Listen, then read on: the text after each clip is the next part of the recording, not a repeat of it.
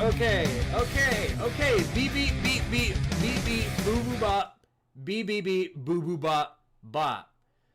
Screw this. All this waiting. We got to transition now. Friggin' Arizona State and Texas made me scramble to get this live stream started. Thought I was going to be able to prepare for it, but no, they're giving me one of these. Literally, listen, Squid. Listen, Squid! Listen! And listening I am. I am listening. I'm listening, alright. Oi, fellow comrades, it's Squidtard here. How's everybody doing? I know we're doing great. We finally have what we've been waiting for all this time, a competitive college football playoff game. Both Texas and Arizona State missed potentially game-winning, well, Texas missed a game-winning field goal. Here's Arizona State now with the ball. Here's a run by the great Cam Skibbity. Can we talk about that for a second? Cam freaking Skibbity. Bro's the GOAT. Best wide receiver on the team. Best quarterback on the team. Best running back on the team. Is there anything this absolute unit cannot do? I mean, it's unbelievable. Freaking Cam Skibbity out here carrying this team. It's unbelievable. Is Texas back? That's a big question I keep asking myself. Second and four for the great fighting Cam Skibbity's here in overtime. Of course, they got the ball to start. Here's Sam Levitt back to pass. He's going to throw to the end zone. Freaking caught! Did he catch it? Yes, he did. Looks like it. Are they? No. Never mind. No. They reversed the decision. Looks like he caught it. I don't know. Let's see. Comes down with it. It's in his hands. Falls down. It's hard. You can't see anything from that angle. Where's the camera? Why are they showing the back where you can't even see the football?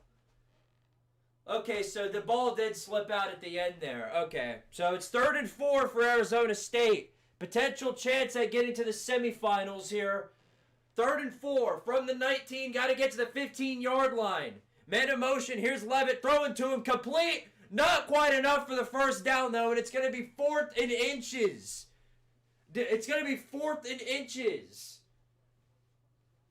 Does Kenny Dillingham do like the ball last night on New Year's Eve and drop his own? Does he drop his balls right here? Or does he just kick the field goal? That's the big question. We're all waiting on. It looks like he's going to do it. Here comes Kenny Dillingham with his balls of steel. 4th and 1. Game on the line for the playoffs. For the chance of the semifinals. 3 men on the outside. And looks like they're going to take a timeout. Arizona State uses their timeout. And looks like they're going to settle for the field goal. Wow. What a way to start the stream, huh? What a way to start the freaking stream. Hey, we've all been waiting for it. A competitive college football playoff game. We've all been waiting on it. And it looked like this game was over. Third quarter's rolling around and Texas is up by multiple possessions. You're thinking Arizona State can't do anything. Cam Skibbity can't get a first down. Arizona State can't move the ball past the 50. They keep getting in their own way. Texas is moving the ball down the field.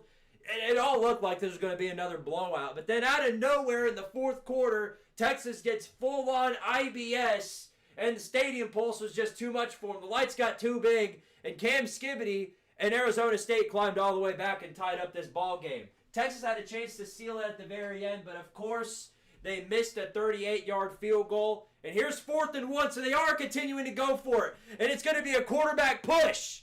Did he get it? It's going to be close. It's going to be really, really close. Looks like they got it. Yes, so Arizona State first down, and they're going to keep the ball moving here at the 15-yard line. Well, I'll tell you what, Cam Skibbity is having a better performance than Gentiball in the playoffs. So they are reviewing this. They might be trying to get back at Arizona State for the missed targeting call earlier. Which, by the way, that wasn't targeting, so I'm glad they stuck with it. Yes, it was helmet-to-helmet contact, but the Texas defender didn't lead with the crown of his helmet. So they're saying Levitt got it, but they're going to be reviewing it.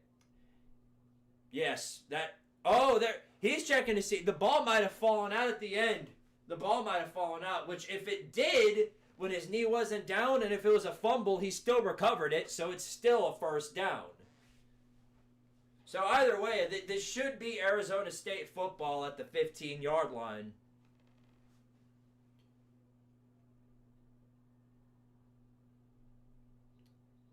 And they confirmed the call. They confirmed the call. The Fighting Cam Skibbities got the ball at the 15-yard line. This has got to be the worst year ever if you're an SEC fan. If you're a fan of all these SEC teams and just want the SEC to be successful in football, this has got to be a terrible, terrible year for you. Because not only is every other team crapping themselves in the bowl games, but you got the playoff teams crapping on their own foot too. Tennessee lays a big fat egg against Ohio State. Now here's Texas up against Arizona State in overtime. Now here's Levitt, pass on the outside. There is a flag, about a 2 or 3 yard gain. It looked like a hold. Might have been a hold. What are they going to stick with right here?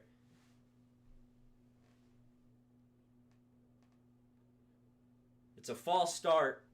False start on Arizona State. Sun Devils get a false start, and now it's going to be it's going to be 1st and 15. They are abusing the hell out of that inside run. That's all they're doing is abusing the inside run. When Texas knows that's all you're doing, of course it's not going to pan out all that well for you. You all have been doing the inside run every single play. Here they go now, 1st and 15. 4 receivers out. Skibbity in the backfield with Sam Levitt. Here he goes. Inside run. Bounces off a Texas defender. And a loss of 1. Loss of 1. Y'all got something else? I mean, y'all got something else for you? Something? Maybe? I don't know. Something. Is there something? Uh-oh. Okay, he just needs help up. That concerned me a bit. Cam Skibbity was down for what seemed like a little too long, but he got help up. He looks okay. It looks like they pulled on his leg a bit too much.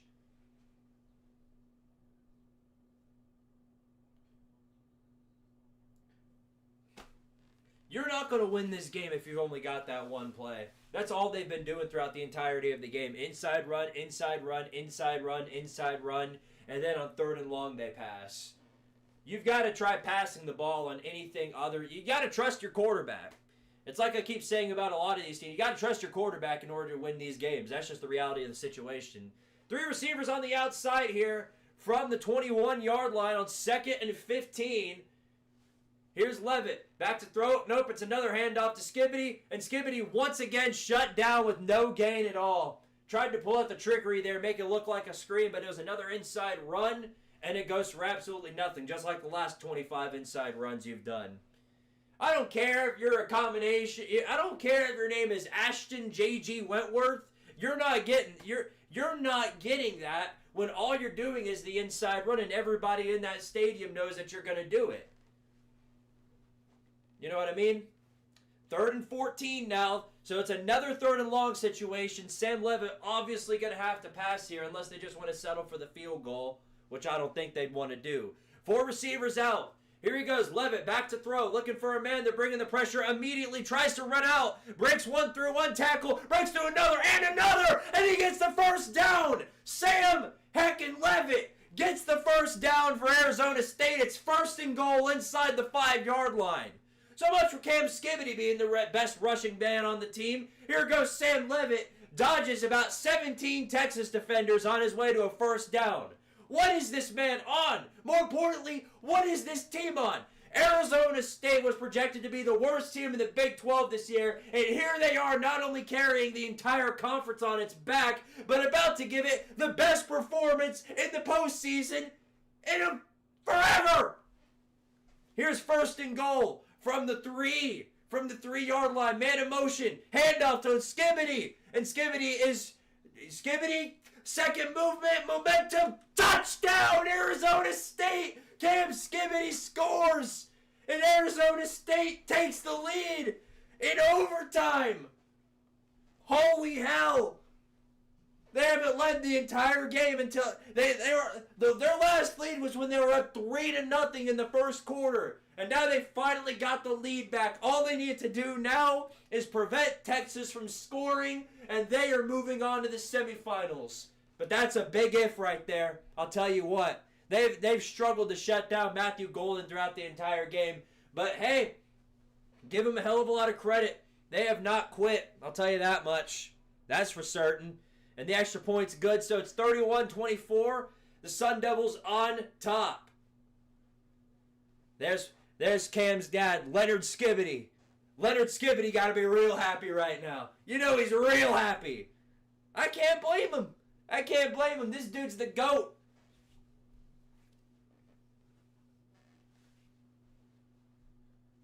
This is the difference between the Big 12 and the ACC. Yes, the Big 12 has cannibalized itself just like the ACC did, but when it's go time, they show up.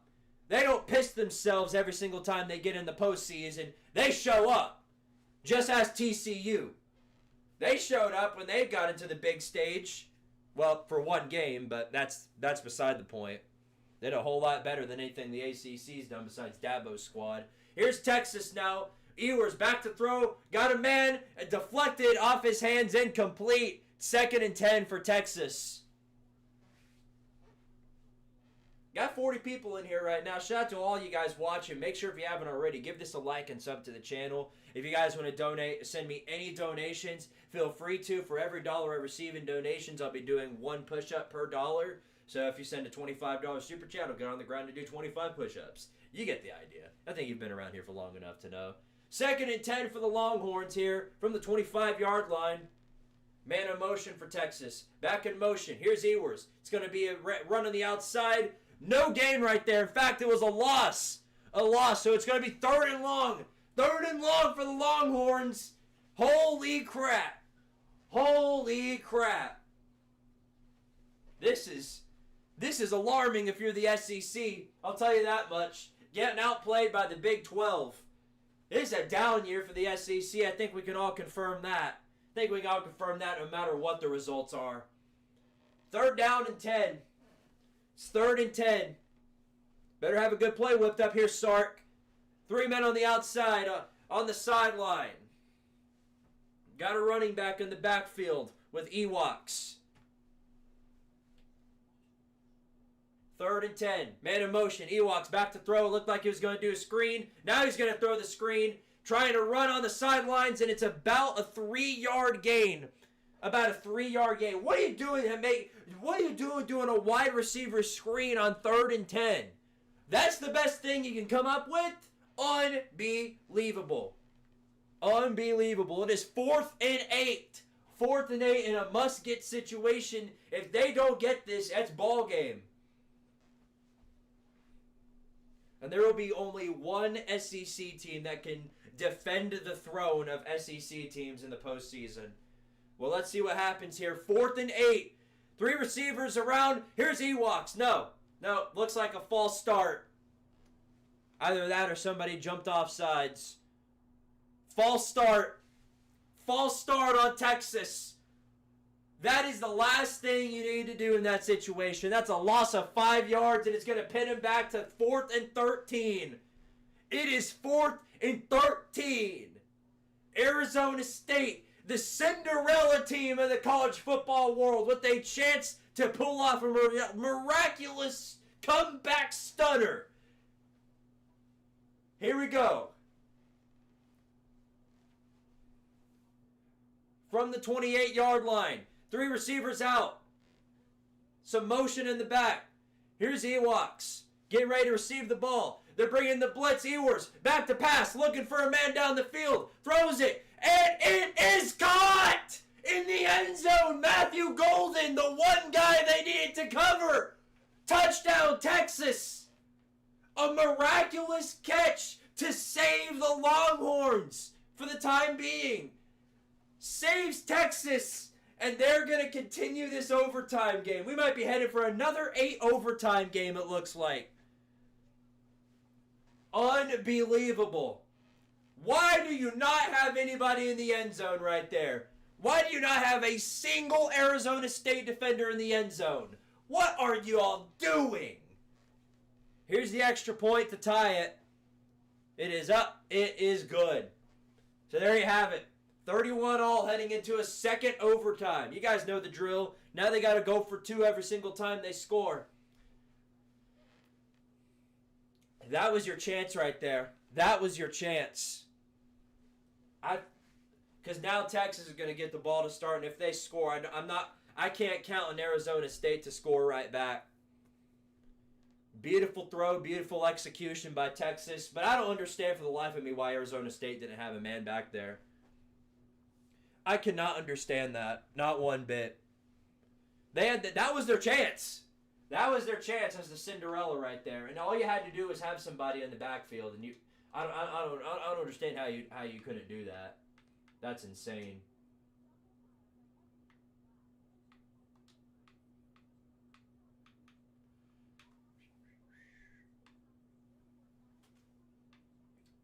Does anybody know what channel they switched the Oregon-Ohio State game to? Is it ESPN2? Yeah, okay, it's ESPN2. They're getting ready to play the Rose Bowl. We're having 2 playoff games being played all at once. What a spectacular time in the day of college football, huh? Ohio State and Oregon getting ready to play. I picked Ohio State to win. And it would look a whole lot worse on Tennessee if Ohio State comes out here and lays on their doo-doos on their own foot against Oregon. But I don't expect that to happen. I think Oregon's going to come out strong, and I also think Ohio State is too. This is going to be a really good game, I think. We'll see. We'll see.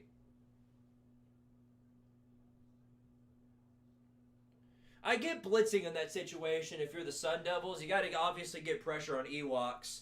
But the fact that they did that is unacceptable. And here's Texas! Oh, wait, no, is that? Wow. Instant touchdown.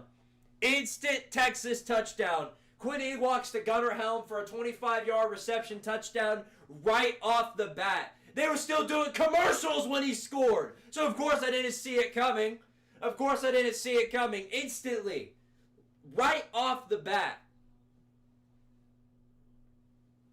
That's why I said that was their one moment to win that game. And now that Texas got the momentum back, I just don't see it happening. But we'll see. We'll see. Here's Texas going for the 2-point conversion, obviously. 3 receivers out. Man in motion. Here's Ewoks rolling out of the pocket, looking for a man in the end zone. It is caught. It is caught. And Texas has an 8-point lead. So not only does Arizona State have to score a touchdown, but they also have to get the 2-point conversion to tie it and then move on to a third overtime. It is not looking good if you're the Cinderella squad. It is not looking good. They had all the momentum. I just don't get why you don't have a safety back there. They're just getting outplayed right now. That's what's going on here. We thought we were going to be able to do this. We thought we were going to be able to do the horns down, but don't look like that's happening. Looks like Texas might prevail once again. Ohio State's got ball first in this Oregon-Ohio State game in the Rose Bowl, so that we're going to see what they can do to start off.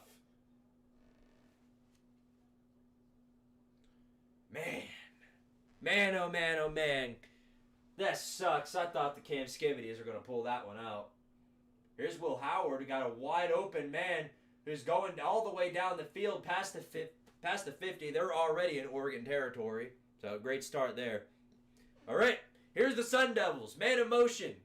On the jet sweep, play action pass, Sam Levitt throwing a quick, easy pass complete for a first down, and they're going to get inside the 12-yard line. So Arizona State already a pretty good start to their offensive gain right here. Boy, oh boy. Boy, oh boy. This a game. This a game, all right.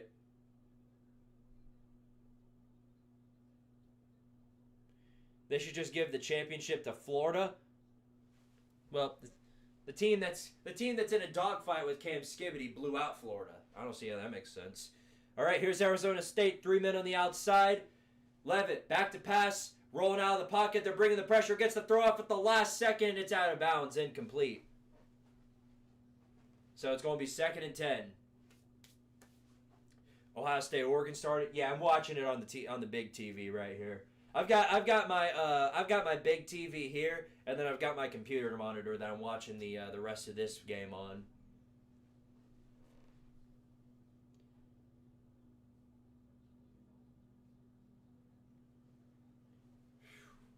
The Ducks song. Oh my goodness! Touchdown Ohio State. Jeremiah Smith wide open, and nobody could tackle him. So Ohio State quick touchdown there. Here's Arizona State run by Cam Skibbity. Nothing given right there. Maybe a yard or two, and it's going to be 3rd and 8. It's going to be 3rd and 8. So there you go. Touchdown Buckeyes. 3 plays, 75 yards. Literally 1 minute of drive time, and Ohio State is on the board 6-0.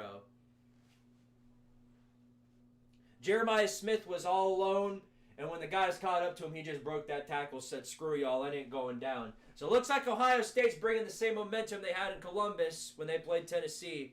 Now here's Arizona State on 3rd and 8 from the 10. They've got to get to the 2-yard line to extend the chains. Here's Levitt, back to pass. Throw it to the end zone. Picked off! It's intercepted! It is over! Texas survives! Texas survives a miraculous fourth quarter and then an overtime gig. They somehow miraculously survive, and they'll be moving on to the semifinals to either play against one of these two squads, Ohio State or Oregon. That's what they'll be playing against. Texas is, they cannot die. The football gods of the SEC have said, no, can't let that happen just yet. We need you in the semifinals. The SEC needs to be the best conference, even though they're the farthest thing away from that. The SEC needs to have a champion this year, and so they're going to try and put Texas all the way there. The football gods are not kind to the Big 12. Look at their entire conference. Look what they've done to it. The entire thing's ravaged. There's nothing left of it. It's a dust pile. It's a complete dust pile. Nobody can be happy in that conference. You're not allowed to be happy. The moment you think you have a shred of happiness in the Big 12, the football gods come right up to your sphincter right here and look at Travis Hunter and Shador Sanders. They thought they were going to be able to end the season on a high note. Travis Hunter wins the Heisman Trophy. Nope. Here comes the Mormons, BYU. The football gods do not play with the Big 12. They do not play at all. No, sir. No, sir-ree. No, sir. Not at all. Well, despite that, this is a hell of a season for Cam Skibbity, hell of a season for Sam Levitt and Arizona State. They are projected to be one of the worst teams in the conference. And not only did they win the conference, but they advanced to the playoffs in the process. And this does indeed prove one thing, is that they did belong. There's not going to be a conversation about, well, Arizona State didn't belong in the playoffs. They need to get another team in there like Alabama. Oh wait, they lost. Or South Carolina. Oh wait, they lost. Or Ole Miss. Ole Miss hasn't lost yet, but they may. They may. They may. They may. Wow. Wow. Ain't that a something? 52 people in here. What a way to start out the stream, huh? What a perfect way to start out the stream. What a perfect, excellent way to start out the stream. So now they're showing the Oregon-Ohio State game, and I've got it on this monitor too, so now I'll be able to watch that. I did just get home. I was out eating with family, and as I was getting home, I had to start this stream immediately. That's why I pretty much started it on a whim. So as soon as we get cut to commercial break, I'm going to have to run to the bathroom. Yeah. And I think Adam AIL needs to do the same thing. In fact, buddy. Yeah, gay jokes in 2024. Good one, buddy. Good one. You're hilarious. Yeah. Yeah, in fact, I think you need to take a bathroom break right now. Take 5, buddy. Take 5. I don't know what's up your sphincter, but it clearly needs to come out. Clearly needs to come out. Yeah, and Arizona State just fumbled the overtime. If they had a safety down there, they would have won the game. All it took was one mistake. You know what I mean? Sven Krusberg, thank you for the $2 euros or $2 super chat. Well, €2 suit. Did I say $2 euros? I'm off my game today. 208. That's what 2 euros is in dollars. Point is, Arizona should take the 3 field goal. Arizona should take the field goal and win. They wouldn't have won. They couldn't have won in that situation. Because all it would have meant was just Texas would have won in the first overtime. It wouldn't have made a difference. But I do appreciate the $2 super chat, though. You kind of look like Scattaboo. We don't say that around here, sir. It's not Scattaboo in this channel. It's Skibbity. Learn that name well. Great, hell of a season for that man, Cam Skibbity. Hate that it ended the way it did, with his defense letting him down. Obviously, I would have been rooting for them the entire way because I love an underdog story, but it just wasn't meant to be. The football gods would not let him do that. The football gods would not allow them to do that. Okay, I'll be right back, Chad. I got to run to the bathroom real quick. In the meantime, ceiling fan.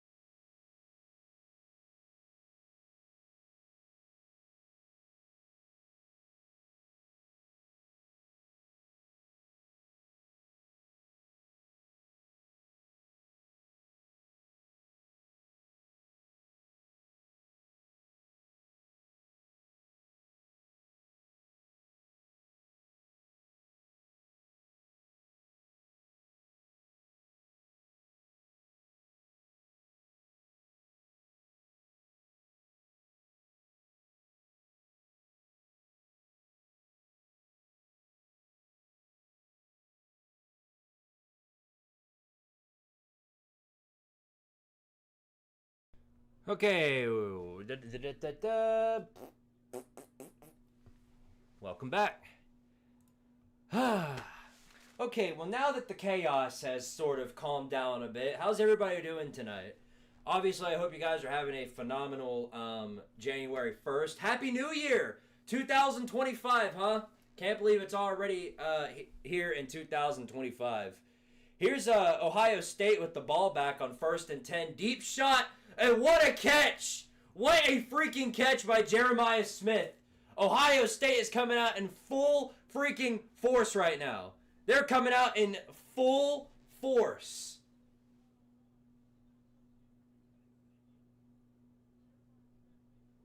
Unbelievable catch by Jeremiah Smith. Ohio State is pretty much striking on all cylinders right now.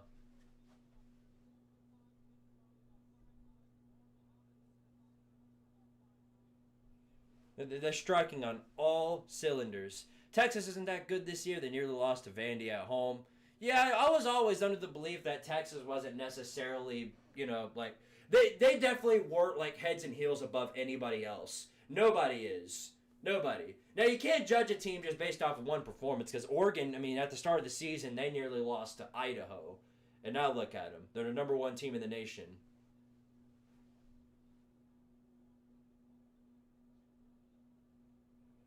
All right, 2nd and 9. Here's Howard back to throw. Throws a hitch route complete. Smith again, and it's another 1st down. Oregon might get the Tennessee treatment if this continues. Well, at least that'll prove one thing, that we just stepped into a gauntlet. Although it does mean we'll probably keep our coaching staff. So I don't really know what I want. I really don't know what I want. That's the thing. Adam, this is embarrassing, dude. This is embarrassing. Take 10, buddy. You're in your 50s, dude. This is embarrassing. Here's Howard, way overthrown, tried to throw a slant route, and it's way over his head, incomplete, so it's 2nd and 10. Dude, Adam, come on, man. You're a 50-year-old man. You're in your 50s. You're in your 50s, and you're having a temper tantrum in the chat because I silenced you for 5 minutes for being a baby. Chill. Chill out, buddy. Chill. It's not that big of a deal. I wonder if ASU had their receiver and could have been different. Could have. We'll never know, though. 2nd and 10 for Ohio State. 4 receivers out right now. Handoff, play action pass. Howard looking to the end zone. He's going to run out of the pocket, and they get a sack on him. Or what looked to be a sack. It's maybe a loss of 1, but they shut him down, so it's going to be 3rd and 10. Arizona State, please leave the premises in a polite way, as you actually were a good team. Yeah, Arizona State, instead of get out for Arizona State, I'll just say Arizona State, leave the premises. The premises. Although I like to say premises, because that's funny. All right, 3rd and 10. 4 receivers out. What have they got here? Let's see. Here's Howard, back to throw, looking for a man deep in the end zone. He's going to run out of the pocket again. Throws it incomplete. Just tried to throw it out of there as Oregon brought the pressure, and it's going to be 4th down. So it looks like the mighty Buckeyes are going to have to take a field goal here.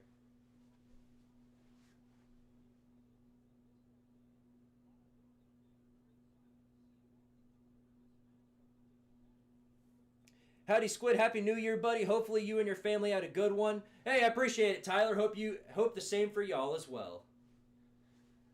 Jonathan Shabib. Hey, Squid, can you give a shout out to my friend Dixon? You really thought I was going to fall for that. Come on. That's the oldest trick in the book, buddy. I'm better than to know that. Come on. So, actually, they are out of field goal range, so Ohio State's going to take a short punt, try and pin him deep, and tried to get it before it reached the end zone, but wasn't able to. So it's going to be a touchback, and the Ducks are going to have the ball at the 20. Texas is a good team. They just need to finish teams off. Yeah, I absolutely agree with that. Remember that their only loss, excuse my voice crack, their only loss has been to Georgia twice. So you kind of have to take that into consideration when talking about them. As a Texas fan, Squid, can you give Texas Clown of the Week? No, y'all won. I can't give a team that won Clown of the Week. I can't do that. At least not now. Maybe in the future, if Florida State beats up on a group of 5 team and then rushes the field, maybe I'll give them Clown of the Week for doing that. But unless something like that happens, I'm never going to give a team Clown of the Week for winning. Happy New Year. I was at the Alamo Bowl and witnessed Colorado went from skull buffs to lull buffs. Oh, yeah, there were definitely lull buffs on that field. That's for sure. That's for sure. Yeah, Jonathan, I know. You didn't get me. I knew all along, buddy. I knew all along. Okay, we got 2 push-ups to do, so let me take care of those real quick. Let me do these for Sven real fast. I got to get these out of the way fast before they stack up, you know what I mean? Now watch this. 1, 2, oh yeah. Woo! Felt my arm crack during that. That was beautiful. Like, you know, like crack in a good way. Not like crack as in it broke. That wouldn't be too pleasant. Chip Kelly's playing his former team. Yeah, it's an interesting matchup for sure. It definitely is. It's kind of like LSU and Baylor. Because Baylor's head coach, Dave Aranda, he nearly came back and beat LSU. Boy, wouldn't that have been a conversation if they came all the way back? Dave Aranda beats Brian Kelly and LSU. Ain't that a something? Jake M. Squid, are you doing one big college football chaos for the postseason and bowls or just the playoffs? I'll be covering all of the bowls and the playoffs. I'll start with the Army-Navy games since I never covered that. And then I'll go through all the bowl games, all the playoff games, up until the national championship game. The only ones I won't be covering are the FCS bowls. Those are the only ones I won't be covering. So I won't. For those of you covering the for those of you who are wondering about me covering like FCS and the championship with that, sorry to let you know, but I won't be doing that.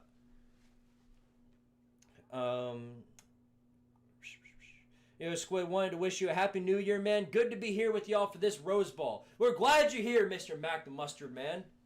Glad you are here. F Baylor for eliminating Kansas.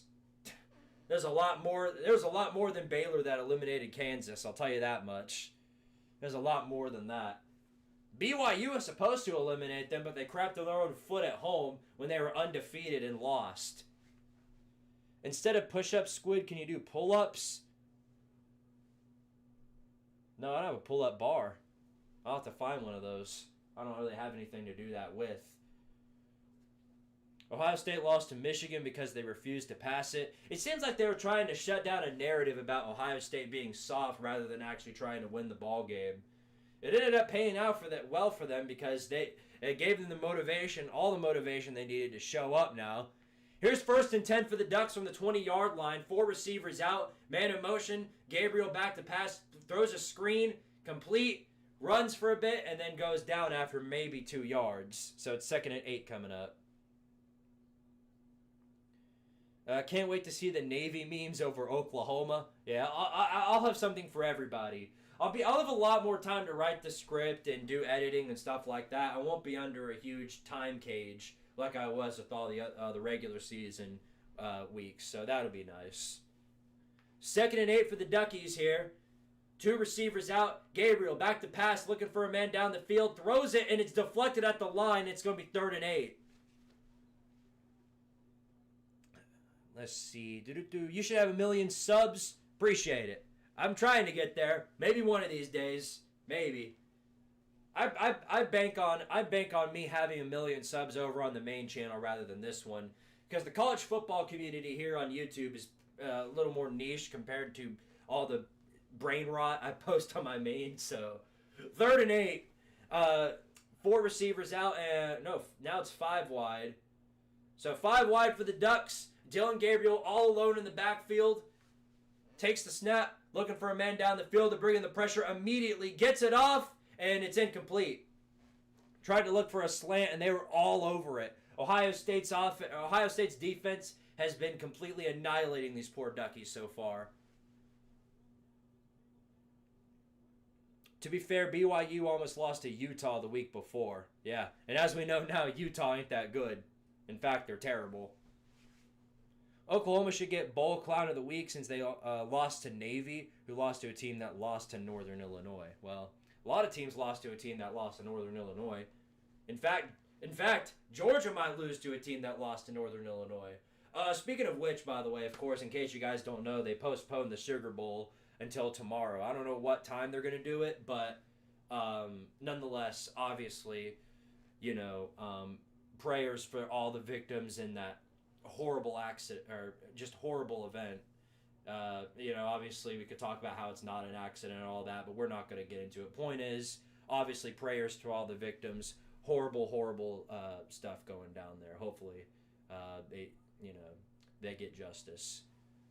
Guys, give the stream a like, at least it helps. Yeah, Sven knows all too well. He's also a channel member, so he's got that going for him too. He's got that going for him.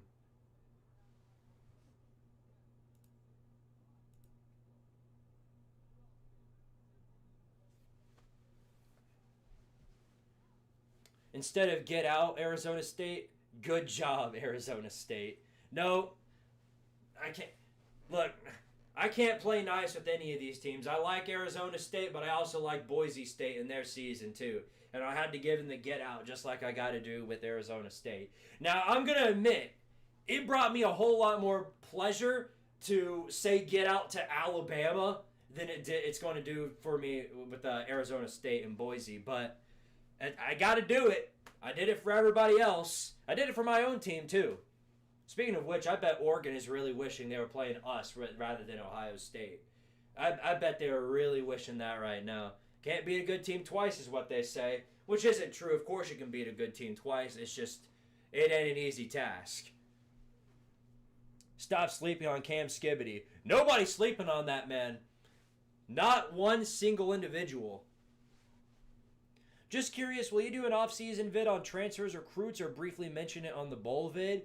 I'll probably, when I talk about them, unless it's like significant transfers or coaching changes or whatever, which there are a lot, I'm not going to cover too much of it. Now, chances are I'll probably make like an off-season video. But despite that, I'm not going to do too much with it.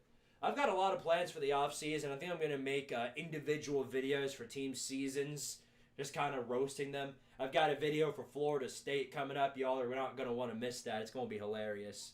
I've got some good plans for that one. But we'll see how that goes in due time. Squid, I'm going to bed, and instead of the sheep jumping over the fence, it's going to be Tennessee running it up the middle on 4th and freaking 10. Oh my gosh, yeah. The more things change, the more they stay the same, huh? Ain't that a something? That was part of my rant from 2023, the Tennessee-Alabama game, and all we did in the second half was run it up the middle a bunch of times and get nothing out of it. Because just like this year, we have a coaching staff that doesn't trust their quarterback. Lo and behold, that's the result that happens.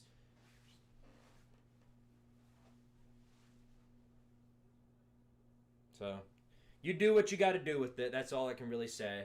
Here's Ohio State now with the ball. Howard throws complete. Got about 8 yards out of that on 1st and 10, and they're already in Oregon territory. Boy, if Oregon gets down 14 zip here, they could be in a really bad spot. Because it's not going to be an easy task to come back on them. Here's a handoff on the outside. Good for about 4 yards. Good enough for the first down. They're shredding them through every single part of the field. They've got nothing going on right now. Their offense can't get a first down, and their defense can't shut them down. They've got too many weapons, and they're actually utilizing them.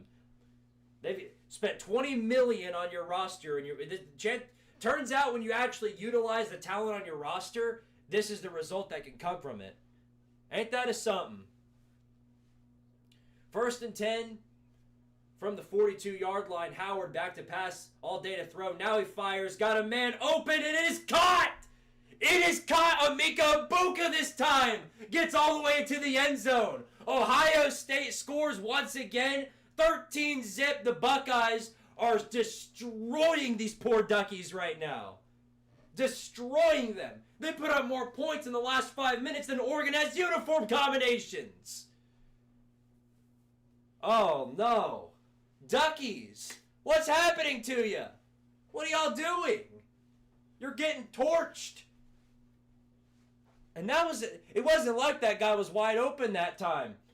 Emeka Egbuka just made a beautiful catch. Shocker. Once again, turns out when you actually utilize your talent, good things happen.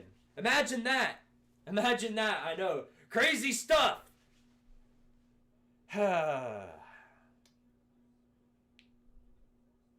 I'm so happy Billy Napier is back next year so I can hear Squid say his name a million times. Yeah, Billy Napier. If he continues to have the momentum that he's been having, he might be back the next year too.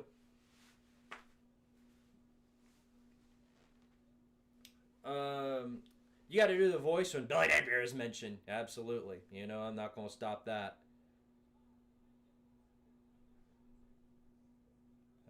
Dan Lanning is shivering his timbers. Oh, he's sure he go like, shiver me timbers. That's exactly what he's doing. No, they're getting destroyed right now. Texas had 2 scores in the first 3 minutes, and Arizona State came back.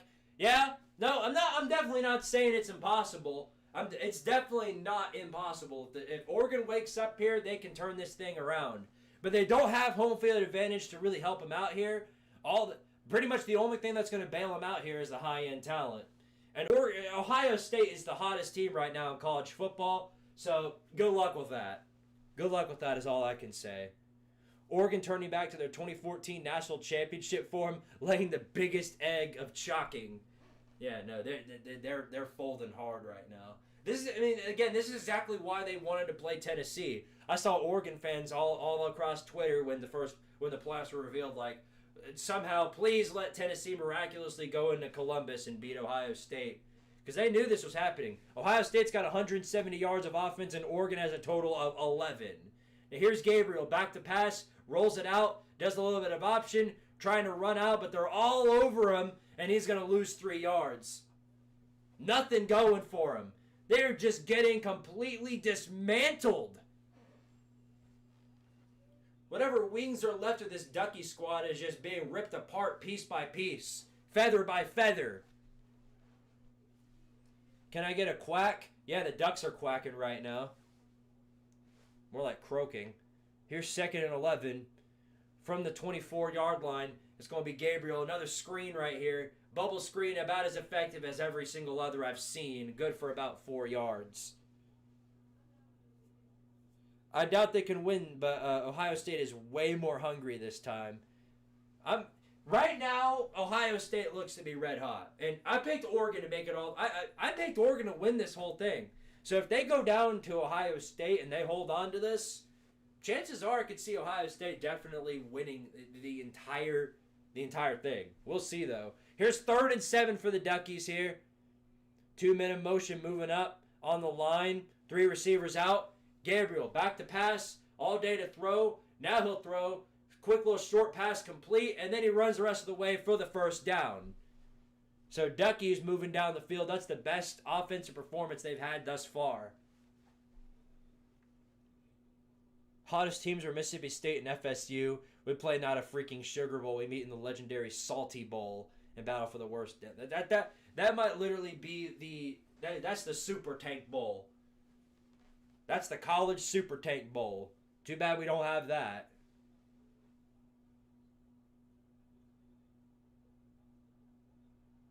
First and 10 for the Duckies. Man on the outside. And a good run there. Great run by Jordan James. Although he's holding his leg, so hopefully he's not hurt.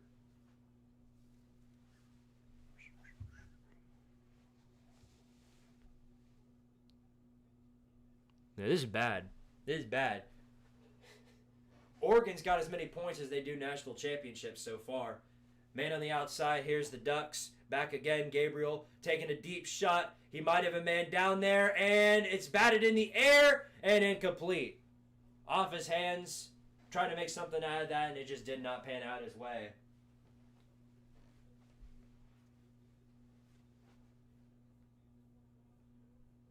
Purdue was worse than State. Yeah, that's the truth. That's the truth. Right now, I mean, Purdue and Florida State probably the 2 worst teams. Mississippi State's there. If we had like a we need a worst of the worst college football playoff. Should I do that? Should I do that after this season's over? Have a worst of the worst playoff on EA College Football 25 or something? That would be funny. Man's completely stuffed on 2nd down right there. No gain. In fact, he lost a few yards. So it's going to be 3rd down. 3rd and long here for the Duckies. The train's derailed and their conductor was thrown out. Well, of course, he was trying to drive them straight into a ditch. I wonder if people forget UCLA plays at the Rose Bowl. Nobody forgets they play there. It's hard to tell because none of their fans are there. It's just the team. The fans are doing about everything else to avoid watching their team play. Here's 3rd and 12 for the Duckies. 4 men out. Gabriel back to pass. Fires a short play, and it is caught for about 7 or so yards, and they're going to be way short of the first down. So it'll be another 4th down, and if I had to guess, the Duckies are going to punt here. Yeah. I'd almost believe Dan Lanning would be stupid enough to try and go for it here deep in their own territory, but they're going to stick with the punting team. And now Ohio State's going to get the ball back once again. You think Barry Odom's going to turn Purdue around? It's possible, but it's certainly not going to be easy because they are, I mean, he's going from UNLV, which it's a group of 5 program, so the schedule's way easier, to Purdue. And you know, it's going to have to be one of those things where the coaching outweighs the talent, kind of like what Indiana was this year, Arizona State, what Utah's been for a long time. Because Purdue doesn't have near the talent of a lot of these top teams in the Big Ten. In fact, they're not even close. They might be one of the worst teams talent-wise. So they're going to have to make it up by good coaching. UCLA has any fan is the real question. Man, you might be onto something there. I've never seen a UCLA fan in my life. Purdue wishes Zach Edey could play quarterback. Then they'd throw a flag every single time he steps back to pass. I'll tell you what, we coming back step by step. We are in every other main sport in the postseason. We are patient. Well, we'll see y'all in 10 years. See y'all in 10 years. Fun fact, UCLA has finished ranked twice in their entire history. Wow. Ain't that a something? Ain't that a something? They spent all their time in the Pac-12 and could only be ranked twice. What's their solution for that? Go into the Big Ten with an 18-man super conference. They've got to get lucky. They've got to get lucky like Indiana did and just have a bunch of, play like Popeyes East every single week. So that way they can avoid playing the top-tier competition and losing. Hell, UCLA started out the season. Weren't they like? Didn't they start out the year like 0-5 or something like that? Or 0-4. It was terrible, absolutely terrible. Very hard to recruit when you have no FBS wins and half of the games you conceded 45 plus. Yeah, no. That's gonna be tough. Come to Purdue. Come to Purdue where we beat elite programs like Indiana State. We come to Purdue. We only get blown out by 40 points over here. Poor Soilermakers, man. We are not Tennessee, who needed 20 years, Squid. Okay. What's your point? What? You've never been back. What is Mississippi State coming back from? What are they getting back to? 8 wins? Is that what they're getting back to? In which case, maybe it'll only take 5. Maybe it'll only take 5 years. Penn State in week 2 almost lost to something called Bowling Green. Yep. Everybody's got bad games. As long as you don't lose them, that's all that matters. A lot of teams could learn that lesson. You can have all the bad games you want to as long as you don't lose them. Tennessee got 10 really bad wins on their schedule by struggling through everybody they played. Man on the outside for the Buckeyes here. They're deep in their own territory at the 10. Nice little run right here. Judkins gets about 5 yards on that play, and it would be 2nd and 5.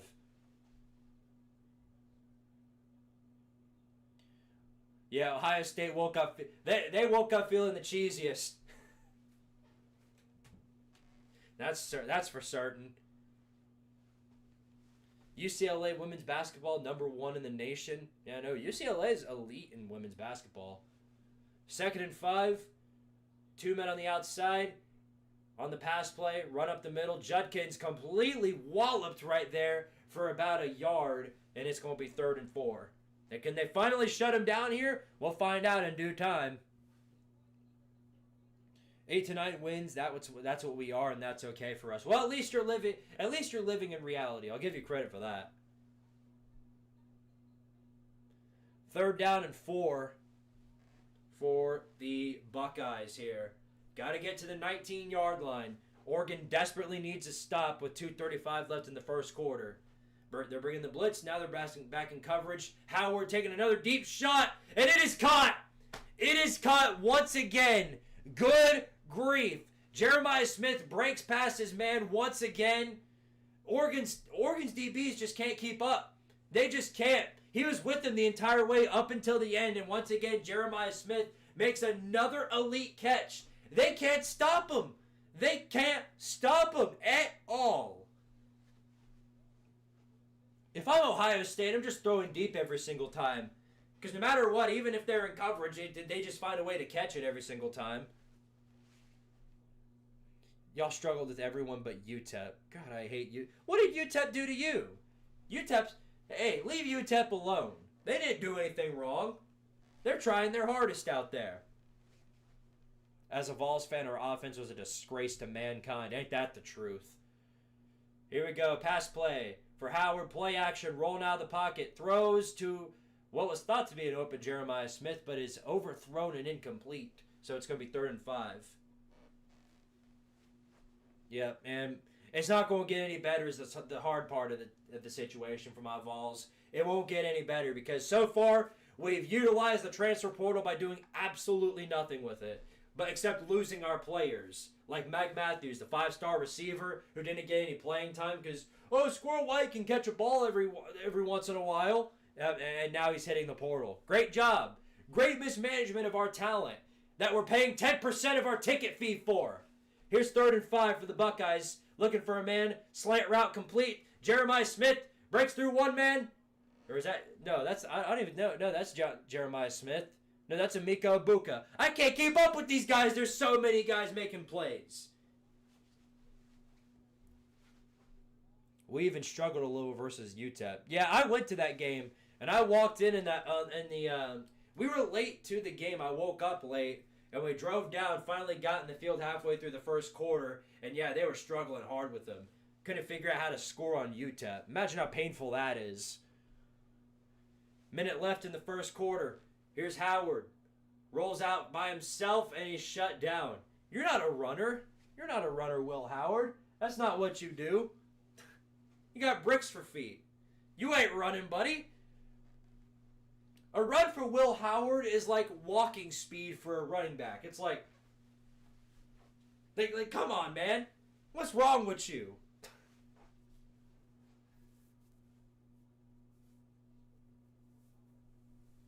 Why is Bowling Green not green? Good question. Here's 2nd and 10 for the Buckeyes here. Lined up in the I formation. Another switching formations up. Here's Howard. Rolls out. You give it to Judkins. Judkins gets about 5 yards, breaking through people, and he shreds a couple of blockers for about 5 yards. Wolverine, fellow moderator, thank you for the $10 super chat. He says, maybe me picking Ohio State to win it all wasn't a bad idea after all. Most people thought it did, but a lot of people think this is the national championship right here. Whoever wins this game is taking it all the way. And I can't blame him. I can't blame him at all. But that'll end the first quarter. Buckeyes in complete control of this one so far. Got the ball up 14-0, trying to make it 21 zip.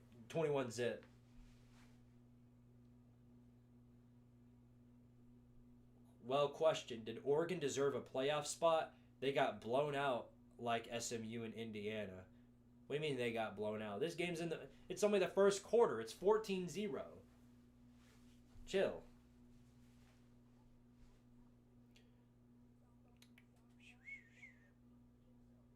Let me go ahead and mark down those 10 push-ups. Obviously, I'll make sure to do those before we wrap up the stream tonight. I have no idea why the live chat isn't working on the screen. I'm going to try and pop it out again and see if I can have it up on the screen.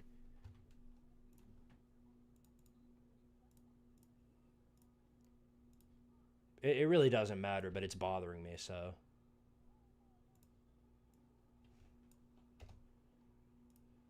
Remove it. All right, and now add it back. And now it's not there anymore. Okay. What the hell? Screw it. Who cares? Who cares? Nobody cares. Is there a Clown of the Season award? Yeah, me. I want it. I want it for all the message to blah, blah, blah videos I made.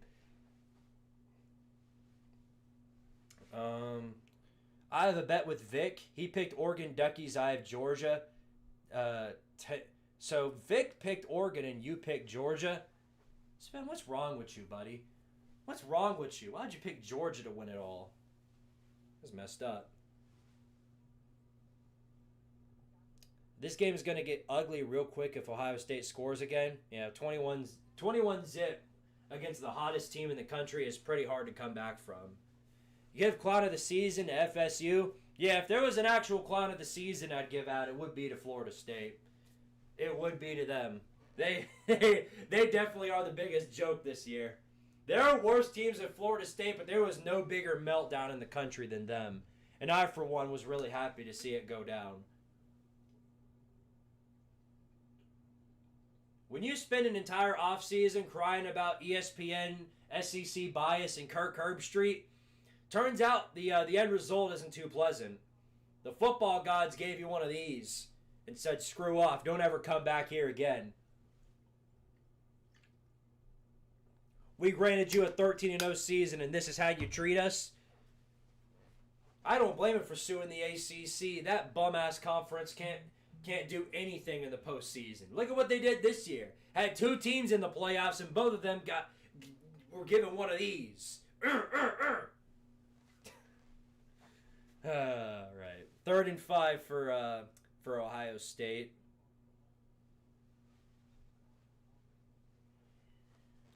And they're already deep in Ducky territory, so they desperately need a stop right here. Can hold them to 17-0. Here we go. Howard, back to pass. All day to throw. Gets the pass off. Slant route incomplete. Pass well deflected right there. And so it'll be 4th down, and the Buckeyes are going to have to try a field goal attempt.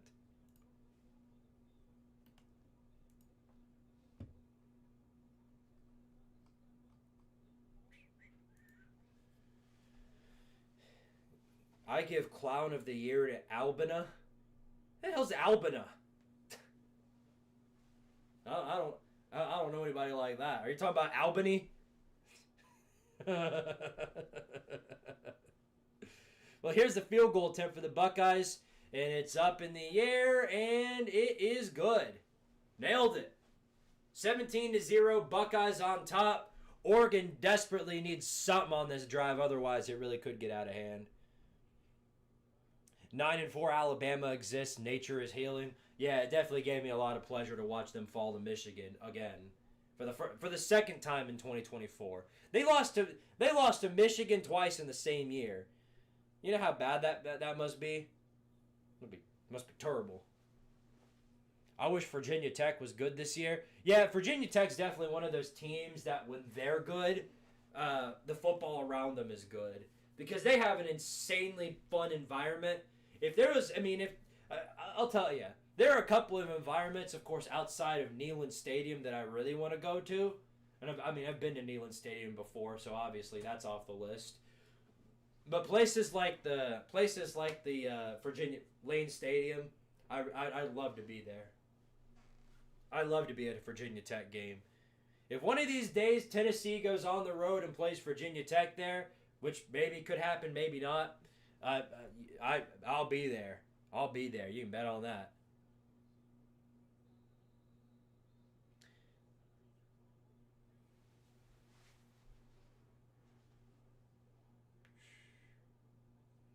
Wish my team had that kicker. Who's your team? Boise State? Oh. We got a beat boot. We got a bot in here. Shout out to my moderators. They're taking care of the bots. Take them out. Take them out.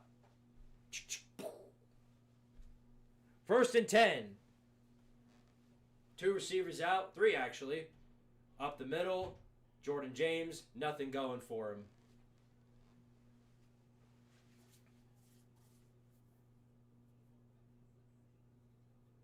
I heard recently that they took down one of the streaming websites for these football games. One of these illegal streaming websites. And people are all up in arms about it. 2nd and 7. 3 receivers out.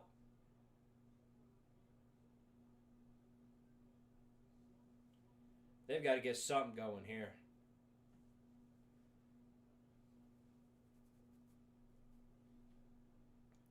Here's a handoff. Halfback toss. Good for absolutely nothing, basically. Tried the halfback toss to Jordan James, and nothing gets there. I'm not listening to the broadcast. I've got the game on, but I'm not listening to the audio. Can somebody let me know when Kirk Herbstreit intends on taking back what he said about Alabama being in the playoffs? He didn't say Alabama specifically, but everybody knows what he meant by that, and he's sitting here playing dumb. And that's unacceptable. Unacceptable. 3rd and 6 for the Duckies. Deep in their own territory. Needs something here. Got to get to the 35. Here's Gabriel. Back to throw. Slant route. Complete. First down, Duckies. Great pass play right there to salvage this drive for him. They're trying everything they can. Trayshawn Holden gets a nice catch right there to continue the thing going forward.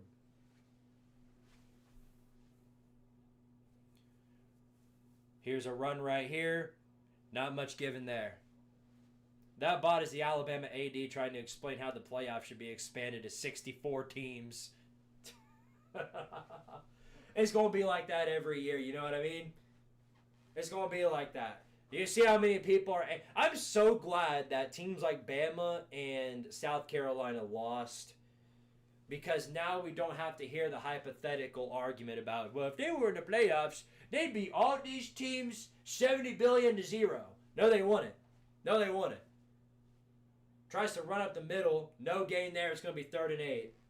They wouldn't beat those teams. Because you know what? You can't beat Oklahoma. You can't beat Vanderbilt. You know what I mean? You can't beat...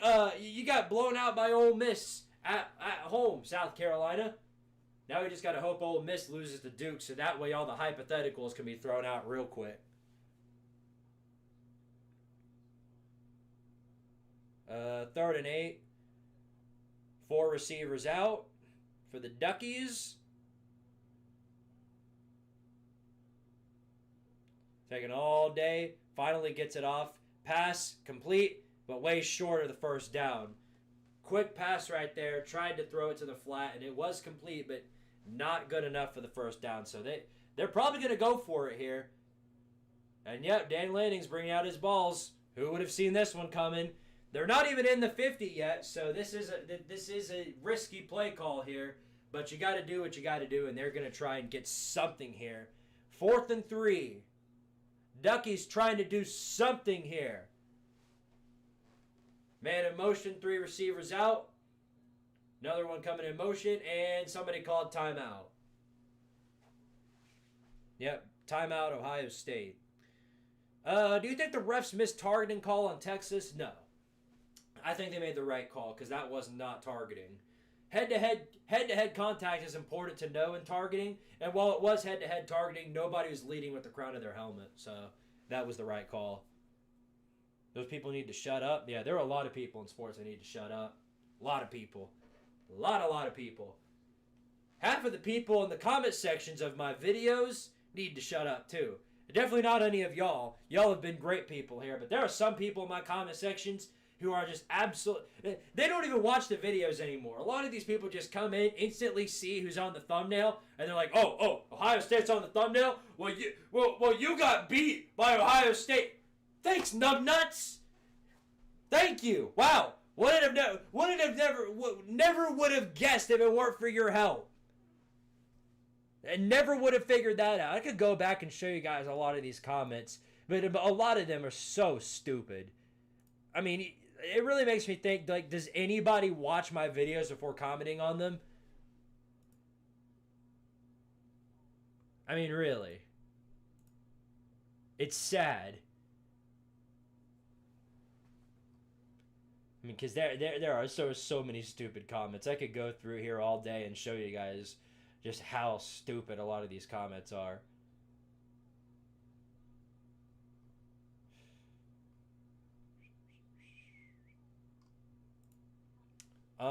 Let's see. Not to mention South Carolina nearly lost to Old Dominion. Well, nearly losing's one thing. If you nearly lose to a team but win, you win. That's all there is to it.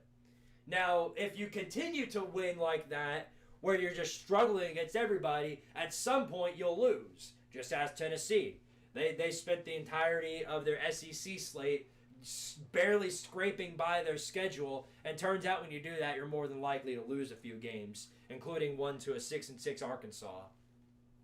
Chances are you'll probably do that. I think Tennessee fans, I'm one of them, need to shut up until we beat Georgia. Yeah, that's never happening. That's never happening. A lot of Tennessee fans can't take any sort of criticism at all.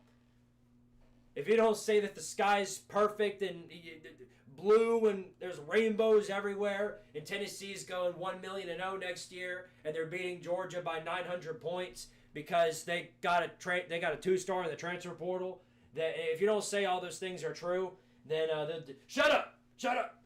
You don't know what you're talking about. I bet you've never even watched a Tennessee game. Yeah, really. Never even seen one in my life. What's football even? What's a football? Good question. I don't know. I've gotten a lot of those comments as of recently. You don't know football. You're right. I've never even seen a game before. Here's 4th and 3. 4 receivers out. 1 coming in motion. Here's Gabriel back to throw. Given some time to throw. Now they're bringing the pressure. Gets it off, and it's incomplete. Threw into triple coverage. Gabriel is off his game for sure. I don't know what is Dylan Gabriel even looking at there? Is the sun blinding? Is it getting on the uniforms too much? Those green and yellow uniforms? Are they getting on the unis? Maybe y'all need more uniform combinations. I've got one. I've got a new uniform combination for Oregon. Whenever they come out and crap on their own foot, they need to come out in the very next game and wear the new toilet brown uniforms. That's right, the new toilet brown. Their entire uniform is nothing but shaded in all poop brown. That's it. Why don't we do that? You've got every other color on your uniforms. Might as well put the doo-doo brown on there too. Here's Ohio State in Oregon territory to start out their next drive. 11 minutes to go in the second quarter. Run up the middle by Judkins. Nothing given there. Maybe 5 yards. Update, the Sugar Bowl will kick off tomorrow at 4 o'clock p.m. Eastern Standard Time. That's a great move right there. That's a great move. Because when they announced it was going to be kicking off at 9 o'clock tonight, I was like, I'm going to have to be up until 2 a.m. to watch it. So I'm glad they moved it. I'm glad they moved the time to to daytime. 2nd and 5. Rolling out of the pocket. Here's Howard taking a shot deep to the end zone. Wide open man. There was not a single Oregon defender within the vicinity of that man. Jeremiah Smith, touchdown, Ohio State. It is going to be 24-0. Holy hell. Oregon is coming out and crapping all over themselves. Their offense can't get a first down. Their defense can't stop anybody. This is literal hell for the Ducks. They were so close. So close. So close.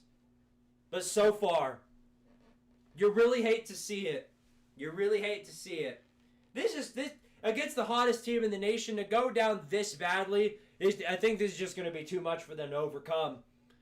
There's a lot of time left in this ball game. But Ohio State scoring once again. They're going to be up by at least 3 scores now. But more than likely 4. 4 score in 1 million years ago. Oregon used to have a chance at winning the national title, but look at that. They don't. Chip Kelly masterclass, that's for sure.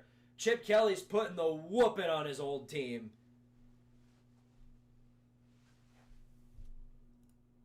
We're witnessing a Chip Kelly masterclass.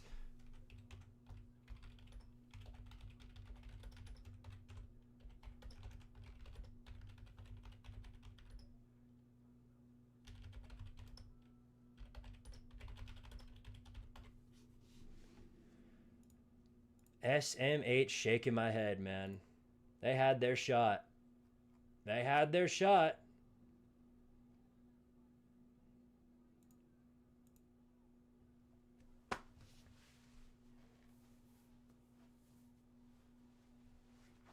Beamer ball only shows up in November.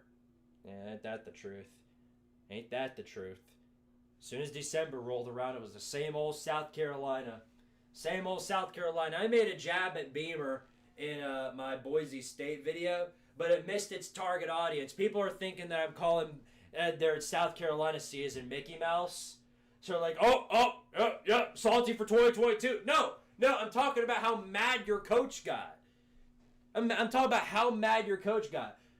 Shane Beamer was ready to throw hands with Burt Bielema. Did you see it? Here, hold me back! Hold me back! Hold me back! I can't handle it! I can't handle it! Hold me back! Poor Shane Beamer. Oh, Shane Beamer. Shane Beamer. It's almost like having not only a $20 million roster, but also a dynamic offensive coordinator helps win games. Yeah, you're absolutely right. Yeah, my mouth is freaking dry as hell. I gotta go get a drinky. I'll be right back momentarily. In the meantime, take a look at that ceiling fan. It's a lot more entertaining than whatever Oregon's gonna bring on the field in the next drive.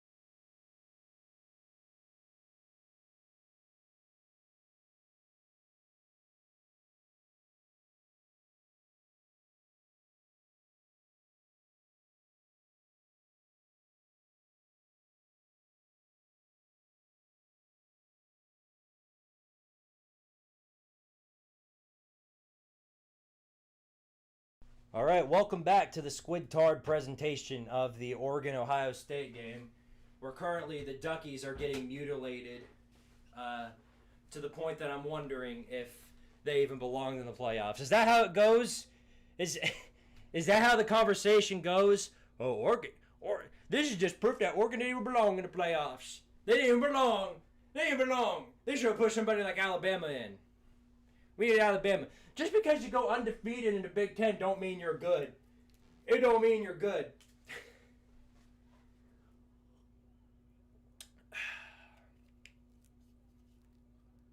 Daggum. You hate to see it. Sads Brown Fan HQ, thank you for the $5 super chat. He says Oregon got screwed with the seeding, number 1. And number 2, Oregon, barring OSU choking, is clowned of the week. Both things can be true at once.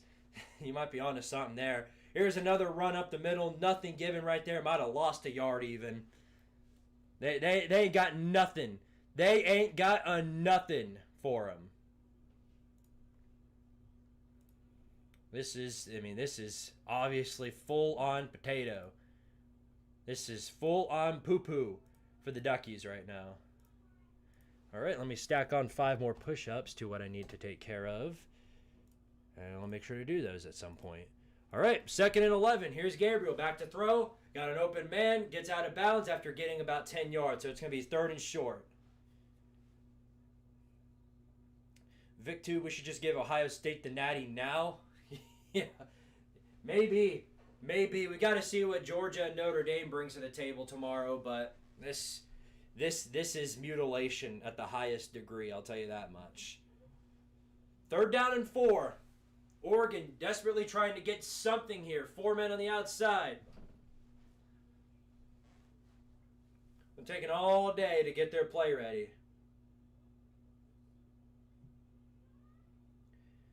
Here's Dylan Gabriel. Total of 54 yards. Now he's back to pass. All day to throw. Now he rolls out. Continue to roll out. Throws out of bounds. Incomplete. Nothing gives there. Not at all. So it's going to be another 3 and out for the Duckies, and they're going to be giving the ball right back to this lethal Ohio State offense. They've got nothing. They just keep laying a big fat goose egg every time they get on that field. Kind of like their logo. Kind of like those bots, too. Who keep that's the 3rd one now. Shout out to my mods. They're taking care of business right now. They're doing a whole lot of that.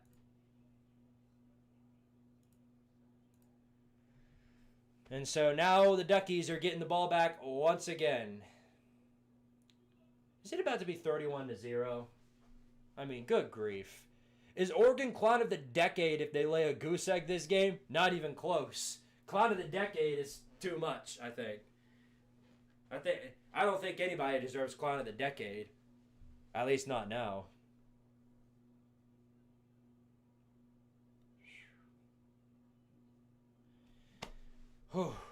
As a Texas fan, we are cooked if we face Ohio State from what I'm seeing.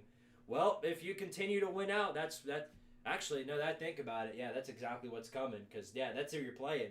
That's who you're playing if they win tonight. You don't have the luxury like Penn State does of waiting until your next matchup before you face them. Because right now, they're by far the hottest team I've seen. They're by far the hottest team I've seen. Now, we have yet to see what Georgia brings to the table. That's the only one we haven't seen yet. We're going to find out tomorrow what exactly they've got without Carson Beck. I have no idea. The mods here showed up more than Oregon. Ain't that the truth? Ain't that the truth? The moderators are undefeated.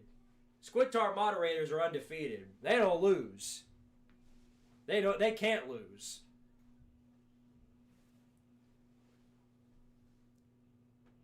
Can you read my last message? No.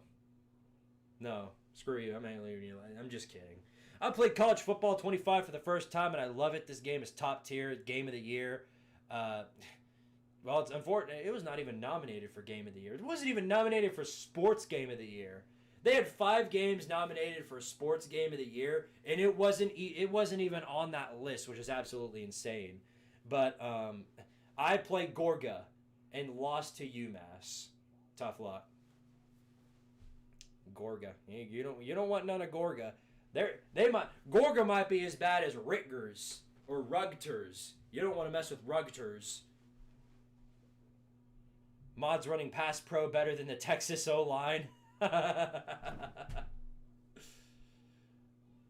Oregon was lucky to compete in the first game. They played this OSU team is pissed off. Yeah, no. Michigan might be what gives Ohio State a national title.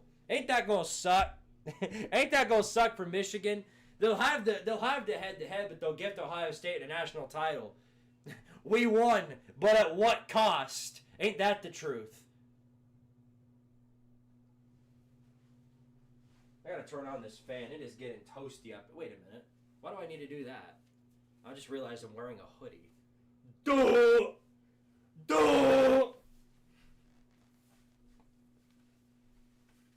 I'll figure it out one day, everybody. I'll figure it out one day.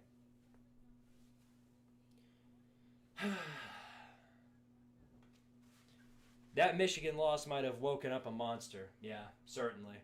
Certainly. What's funny, though, is that Michigan fans, I really hope Michigan fans, if Ohio State goes on to win the title, they better not say anything about Ohio State paying $20 million for their roster. Because if they can cheat, they, quote, cheat, I mean, you cheated. Now, here's Ohio State all alone, running down the field. Travion Henderson is freaking gone. Oh, my goodness. What are we doing here? Knuckles, what's going on here? What is this? What are we witnessing? Freaking touchdown, Ohio State.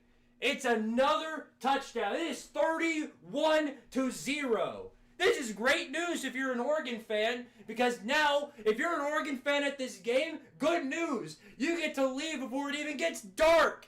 Look at that. Look at that. Oregon fans are out. They're like, sayonara, peace out, peace out. If our team ain't here, so we aren't either. They're out of here. Can't blame them. Can't blame them. We need that poo-poo brown uniform right now. We need it right now.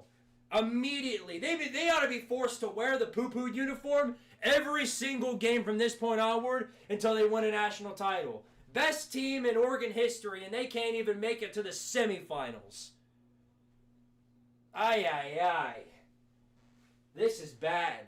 This is extremely bad. Now to make matters worse, if you're watching this game on TV, now you gotta watch as Kirk Herbstreit analyzes you from his favorite team. Well, he dunks on you and gargles all over Ohio State's nuts. That's what you gotta watch. You gotta watch Kirk Herbstreit gargle on Ryan Day's nuts. This is the worst day for you. Worst day in the history of history, even. SMH. This is worse than the Tennessee game. At least Tennessee was able to score. Think about that for a second. At least they were able to score. Hey, I'm taking an L from this too. Because this team beat us. Not only that, but now that they're putting the whooping on Oregon, now all we're going to hear is that, oh, well, Tennessee just ran to a gauntlet. They've got the perfect coaching staff and the perfect set of players. Nothing ever went wrong with Tennessee. That's all we're going to hear now. That's unfortunate. Now there's zero chance any of the coaches get canned. Dadgummit.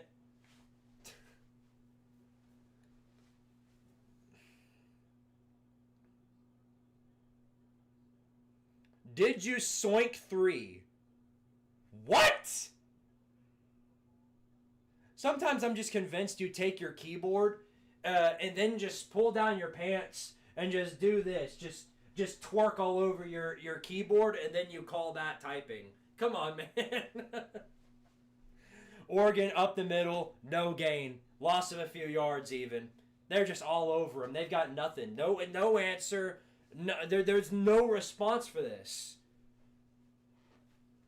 This is the worst beatdown Dan Lanning's taken since he got there. This is even worse than when his first game, he had to go all the way to Atlanta, Georgia to face off against the Bulldogs.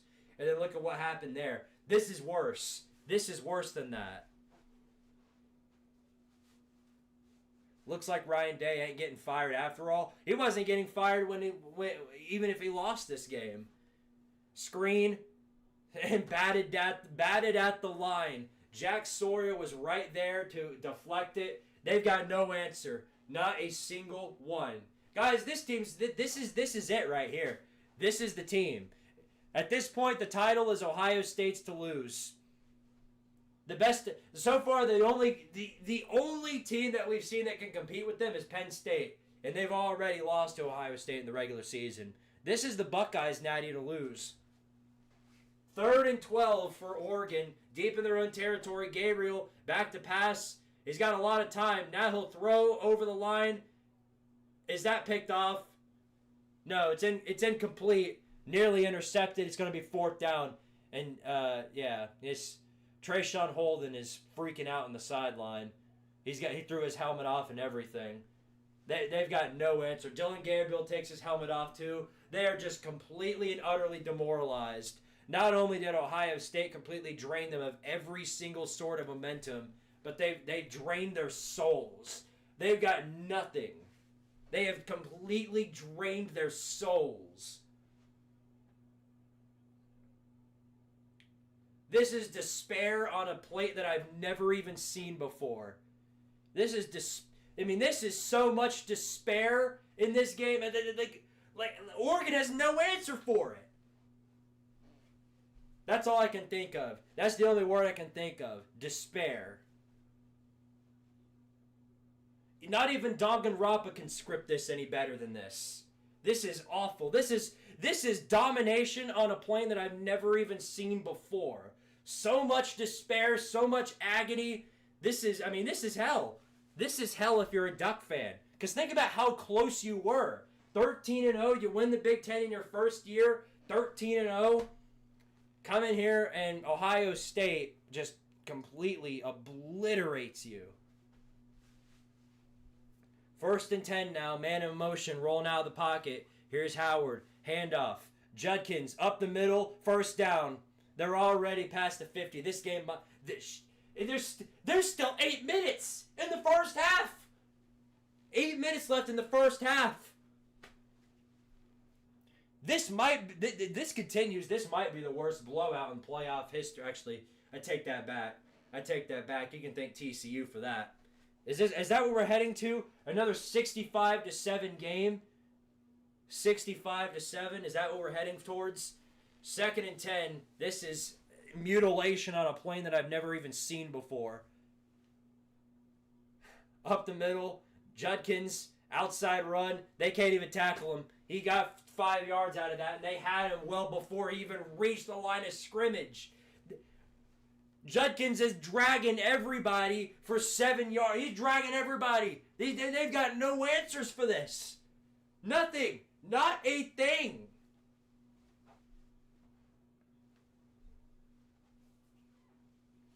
I mean, this is unbelievable. Realistically, what do you say in that locker room at halftime for Oregon? We played hard. We played hard. It was a great season. That's about it. Here's an outside run. Good for what looks to be 5 more yards, and it's going to be 3rd and short. Anybody want to wager they stop Ohio State here on 3rd and short? They haven't stopped them once throughout the entire game. But anybody want to wager that they might actually stop them here? How much money you want to put up for that? I'd call you a dumbass if you even put up a penny.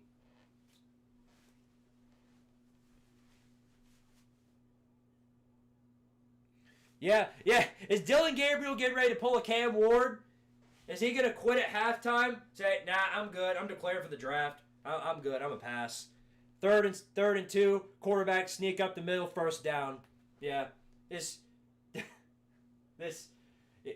Cam Ward episode 2 incoming. He about to friggin' he about to leave.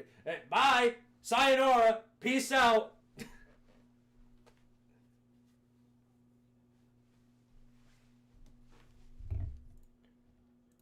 This is unreal.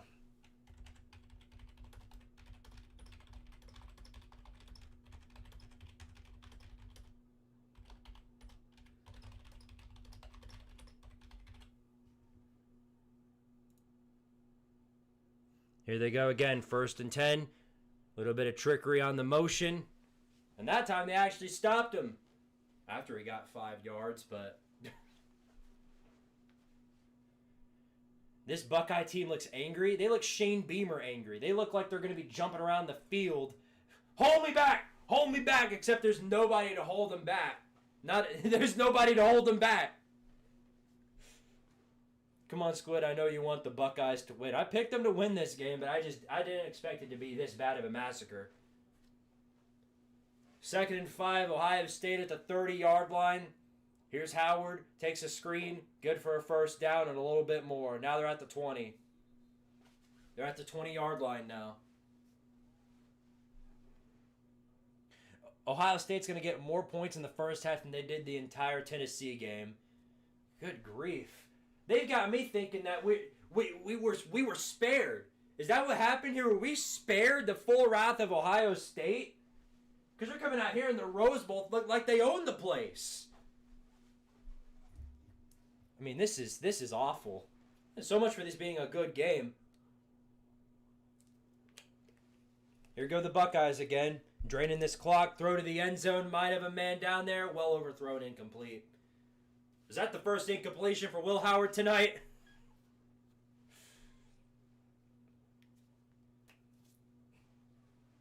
Mods are on the case immediately. I'm watching these bots roll in and instantly they're being put in the shadow realm. Good work. Good work, mods. They're doing like Ohio State, putting all these people in the shadow realm.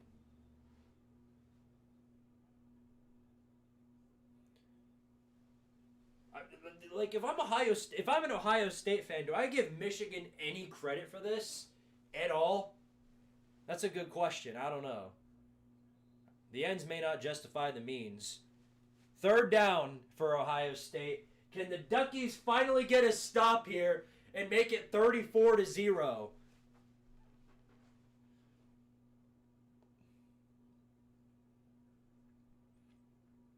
Yeah, no, the Duckies have laid out a giant Cleveland steamer on the field. That's the best way you can describe this one. College football gods saw the ASU Texas game and thought, no more fun. Yeah, fun's gone. 3rd and 8. Pass play, Will Howard throwing to the end zone and well overthrown and complete. For some people, this is fun. If you're an Oregon State fan, you got to be enjoying this right now. If you're an Oregon State fan or a Washington State fan, basically whatever remnant there is left of the Pac-12, because I want to remind you, it's Oregon's fault. It's mostly Oregon's fault that the Pac-12 got disbanded the way it did. Everybody abandoned that conference, and Oregon was the one who spearheaded that operation after USC and UCLA left. I bet the only 2 teams in that remnant of a conference are really enjoying this right now. 36-yard attempt on the field goal here. Kicks up. It's good. No way! Oh my gosh! No way! No way! This is the start of the comeback! Guys, are they going to come back? Are they coming back in this game? The Duckies about to pull a comeback of the likes we've never seen before. 34-0. Hey, this is only the first half. The Duckies are getting ready to pull off a legacy comeback here. The most legendary comeback we've ever seen. And look at Kirk Herbstreit. Look at him. I know he's sitting there with the biggest grin on his face right now, like,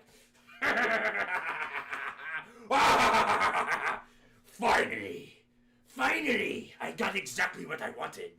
He doesn't sound like that, but you get the idea.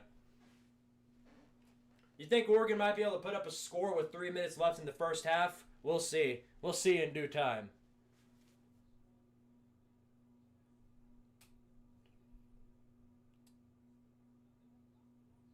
If they don't, this second half might just be a glorified scrimmage. It'll just be Oregon prepping for the... Oh my gosh. Even on the return, people are getting shoved. Even on the return, people are getting thrown down and clowned. Did y'all see that? At the very left of the TV screen, freaking Ohio State players like, move your ass out of the way. I gotta tackle this guy. They've got nothing, man.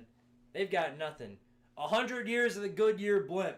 100 years. This is a 100-year-long ass whooping. That's what this is. It might take them 100 years to come back from this one. This is one of those games like Florida State had against Georgia, to where the moment you take it, you don't come back from it. Here's Dylan Gabriel back to pass. Nothing. Not a thing. He threw it, but it's complete for maybe a yard, if that. This is one of those games where you lose and then you go 5-7 or 2-10 the next year. Kirk loves the SEC. What you talking about? Oh, but the SEC's, they're not playing here. This ain't the SEC. Ohio State's the second best thing to the SEC. About to pull the Minnesota Vikings comeback. Yeah.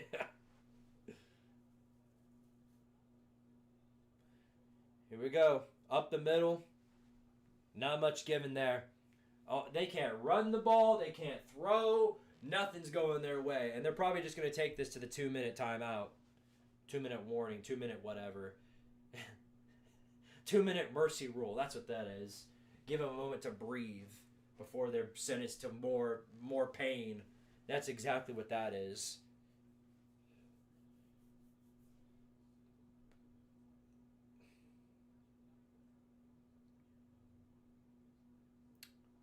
This should have been on the CW. Should that be their punishment? That should be their punishment. I gotta write that one down. that you're absolutely right. For punishment, or half of Oregon's games next year need to be on the CW network. That's their punishment.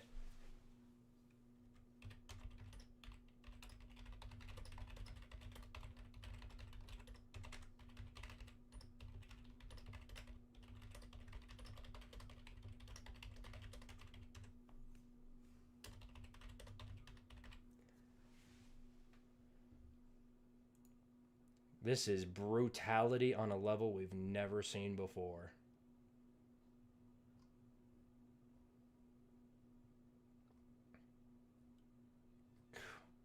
Wow. I mean, did they even bother to show up? That's a good question. I really don't know.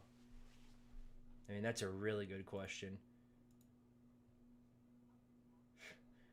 Does Ohio State have the backups in yet? That's coming soon. Don't worry. That's coming real quick.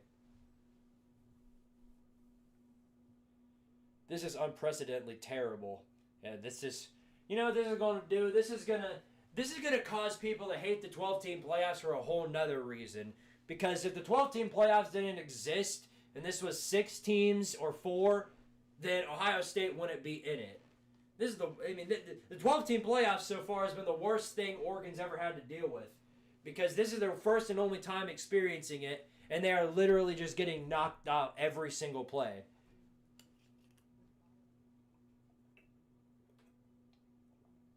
Ohio State reminds me of the early 2000s Miami Hurricanes right now. Yeah, that or a well-coached Nick Saban Alabama team.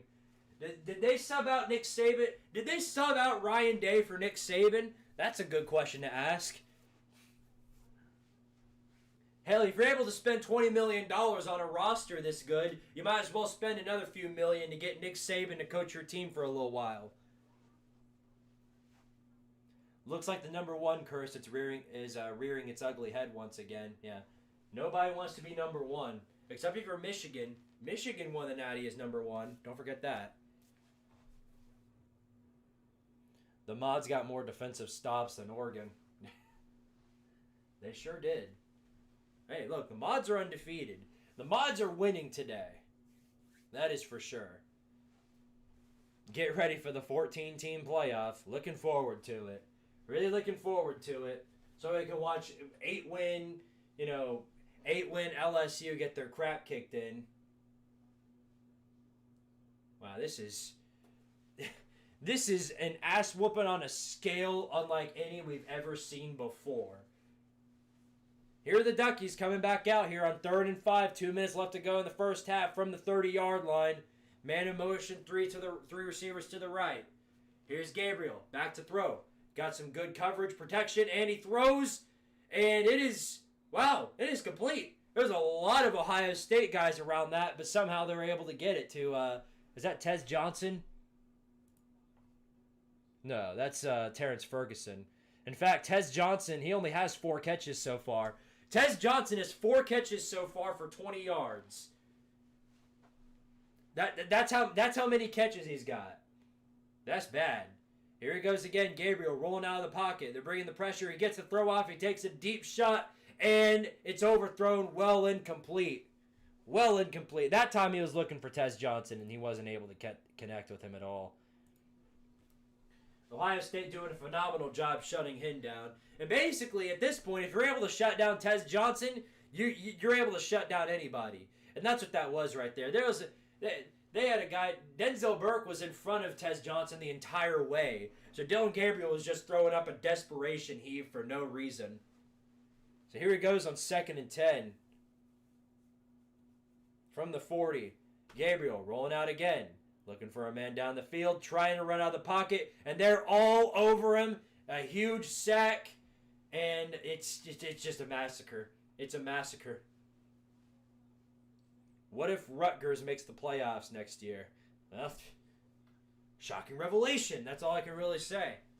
But I mean, we've seen more shocking things. Remember, Arizona State was projected to finish last in their conference.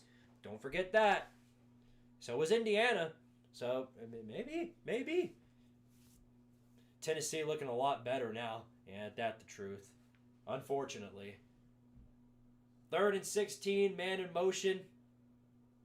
4 receivers out. Pass play by Gabriel. Looking in the air. Now he's going to throw another deep one. And he's got a man right there. Complete. Escapes a man. Still running. And all the way down to the 20-yard line. Trayshawn Holden gets a break that Oregon's finally been needing. With 30 seconds left to go in the first half. Trayshawn Holden broke away from his defender. And now they're at the 25. Here's Gabriel rolling out of the pocket again. Throws a screen complete. And it's good for about 3 or 4 yards. The experts know nothing, and they never do. Maybe I think they've got talent. Let's see how that Mahomes-looking guy develops. Yeah, everybody looks like Mahomes, too. Don't forget that. This is a certified 2000s Notre Dame moment. Yeah, Oregon's looking like Notre Dame more than Notre Dame is. Ain't that funny? Because Notre Dame before this year, every time they'd walk into one of these major postseason games, they'd die. They'd die faster than anything you've ever seen before. You know what I mean? Speaking of die, look who needs to go back to the Shadow Realm. Another bot. You can take your website and shove it straight up your sphincter. Shove it straight up your sphincter. The mods are on you faster than these Ohio State people were on Dylan Gabriel. Think about that for a second.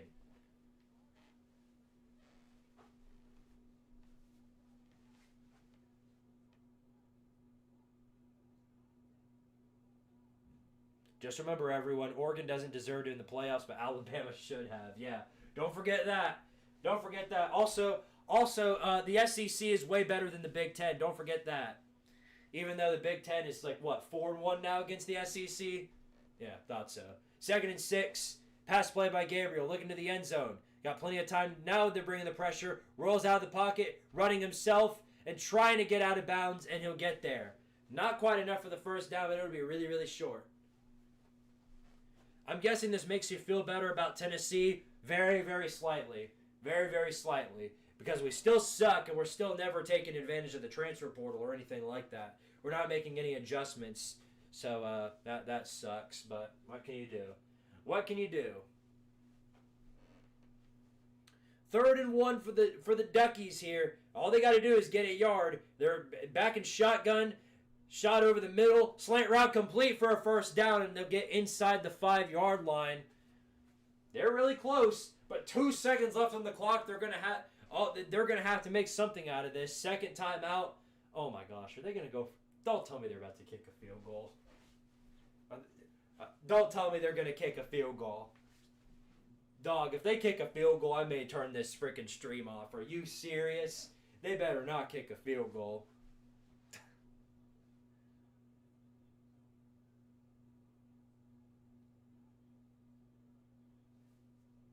The fact the bots are willing to spam your channel means you made it. Hey.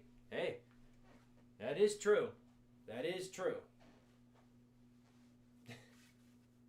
I made it somewhere. You're right about that. Appreciate it. I believe in Oregon. Hey, I believed in them too, and they let me down so far. UCLA has put better performances on this field than Oregon's had today. Think about that for a second. Okay, so they are going for it, the touchdown here. I figured they would. Of course they would. Scott Crawford, thank you for the $1 super chat, man. Appreciate it, as always. 1st and goal. Pretty much the only shot they've got with 3 seconds on the clock. What have they got? Gabriel, back to pass. Oh, looks like somebody called a timeout. Yep. So Ryan Day just used his second timeout with. So looks like they're going to think it over a bit. In the meantime, there's another beat boot bot for the Shadow Realm right there. 2 seconds in, 2 seconds flat, and it's gone. Good work, mods. Great people as always. Let me stack this onto the push-up counter. Appreciate the $1 super chat, Scott Crawford. All right.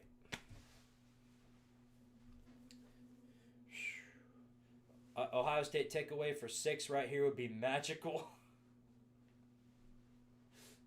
I'm mad. That seems like something that would happen in a video game. There's no way. But they're definitely going to pass here. They have to. 5 yards to get it in. 3 seconds left. Let's see what they've got. Man in motion. 4 receivers out. Gabriel back to pass. Looking towards the left. Now he's trying to run out. Running for himself. Gabriel throws at the very last second. And he's got him in. He's got him in. The Ducks are on the board. Trayshawn Holden. The Duckies are on the freaking board. No freaking way. It's unreal. Oh, it's magical. What a revelation in time. They actually got on the board. Whee! We got to turn on the rave lights for that one. Hold up. No, we got to turn on the rave lights. Where are they at? Oh. Woo! Woo! Warning, by the way. Don't look directly into the lights. That would be a bad idea. But woo! Woo! Woo! Woo! Wee! Wee! Wow. It's an unreal revelation in time, huh? What a time in life. And here they go. Now they're going for the 2-point attempt to make it 34-8. Gabriel rolling out of the pocket. Now he's going to throw towards the middle. And he got it. 34-8. 2-point conversion complete. Oregon gets on the board. And hey, now they're only down by what? 26? Truly phenomenal. Truly, I mean, this is a moment in history. Ain't that a something right there? Ain't that a something? Unreal. Unreal. This is, wow. What? And you have the balls to interview Dan Lanning? That's screwed up. Why would you interview him right now?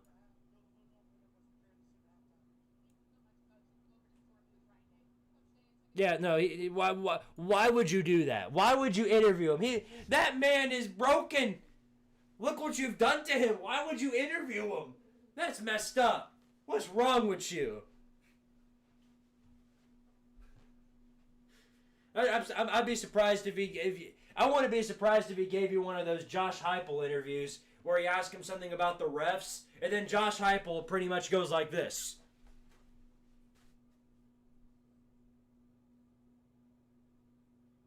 I wouldn't be surprised if that happened. What if... Okay, I will say that. If Ohio State chokes at this point in time, they will be clown of the season. I will retract my clown of the season and hand it right back to the Buckeyes. I will. I'll hand it right back to them. Because at this point, you're up by 26 on the top team in the country. There'd be no way. No way.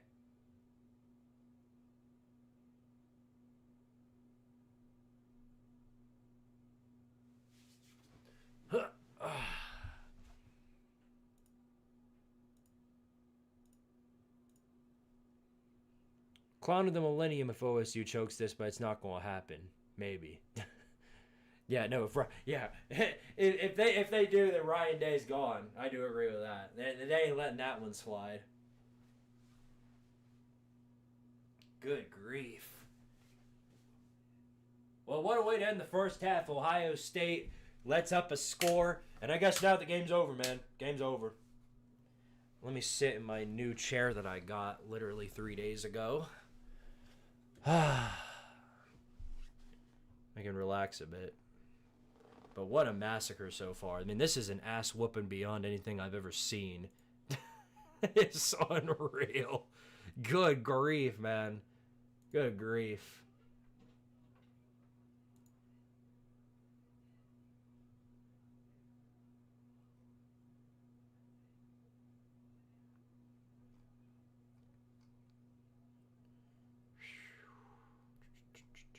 Is it our fault?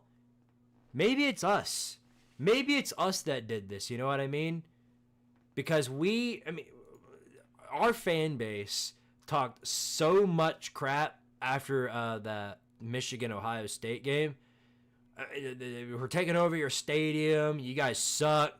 You lost to Michigan for the 4th year in a row. You know, Ryan Day is not a good coach at all. Ryan Day can't coach. Chip Kelly can't coach. You ain't got any coaches worth a damn. Remember that one time we beat you in the 90s? All that. Did that manifest into Ohio State basically turning into Super Saiyan and just beating the ever-living piss out of everybody they played? That's a good question. That is a good question. I mean, because they're bad. That's bad. Making me think that the ball dropped straight on Oregon's head. They're walking into the new year like they forgot how to play football.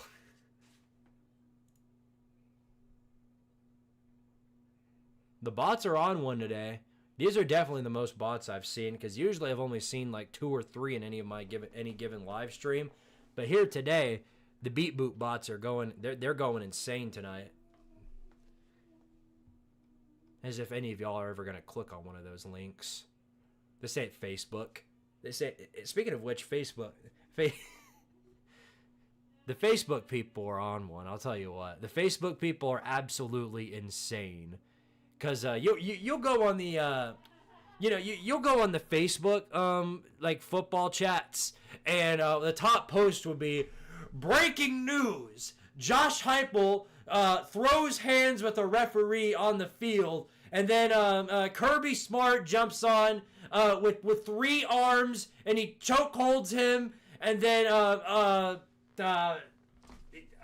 Dan Lanning comes on the field too, and he starts throwing hands with both of them, and then the refs jump in and they all have a big passionate orgy. Like it's so insane. And then they'll be like, click for more details here, and then obviously the link is a scam. You know what I mean? It's a lot like that. Ohio State won last time against Oregon in the Rose Bowl. Looks like that trend might stick. Texas almost choked earlier. Anything can happen, but yeah, the difference was they were only up by 2 possessions. Oregon's down by like infinite. They're down. They're down by so many possessions. I could play every single Danganronpa game on this stream and finish up in the time that would take them to come back. They didn't care about Tennessee fans. They were mad at the Michigan game. That's what you think. That's what you think. A lot of Ohio State fans are demoralized up until Tennessee started talking all that shit, and then they were like, all right, you know what? I'm back. I'm sick of these Tennessee fans talking that smack. Ohio State's putting the whooping of an absolute lifetime on the Tennessee Vols. Sounds like another guy who made videos talking about that, specifically messaging somebody, a message to a specific team. Kind of sucks because the Rose Bowl is my favorite bowl, probably because of what my team pulled off against USC in 2006. They had a great game. I heard if you click on the link, it magically puts Alabama into the playoffs. Oh, whoa! Is that right?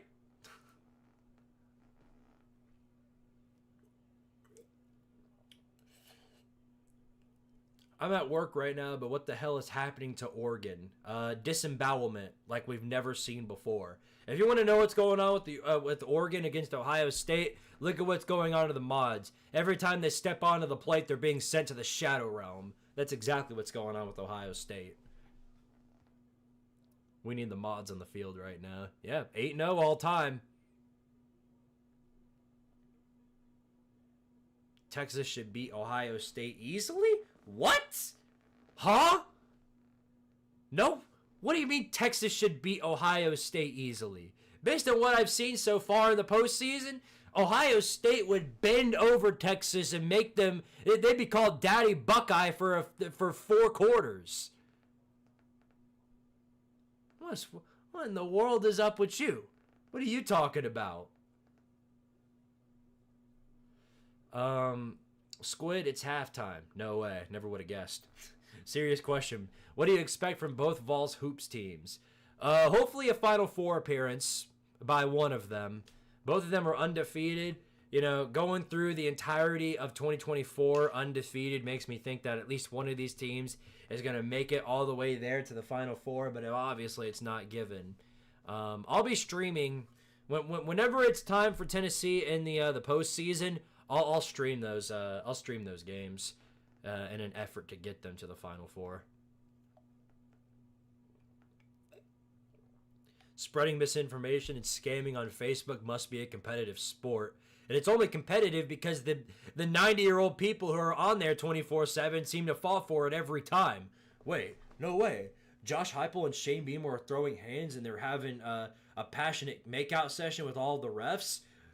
I gotta see this for myself! And then turns out it's a scam. Somehow they continue to fall for it. And they're like, you lied! You big meanie! Of course they lied! It's Facebook!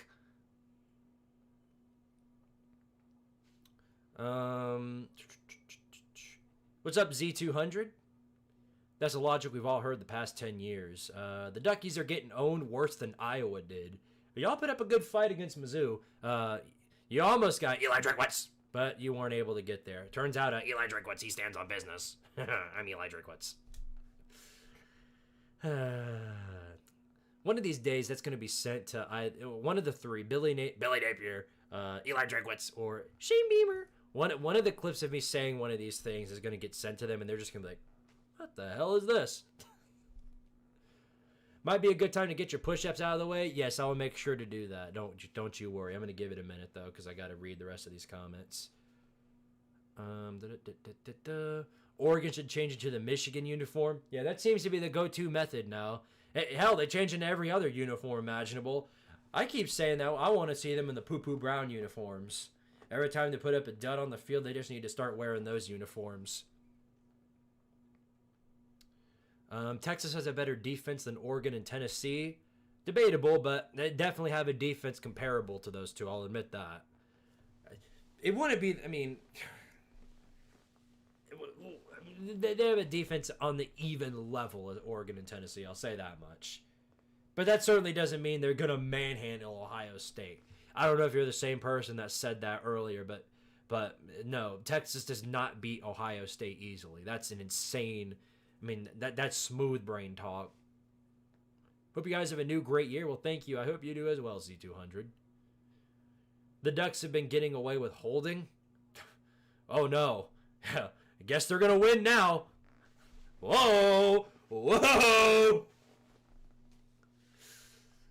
We stand on business, Josh. I'm electric ones. Electric ones. Look at me, guys. I'm electric ones. And there's another bot. Mods, do your thing. Boy, they're really coming out of the woodwork tonight. Look at them go. Look at them go. They're trying their hardest. They're really trying their hardest. Oh boy. As if somebody's going quick on your whittle wink. Ooh.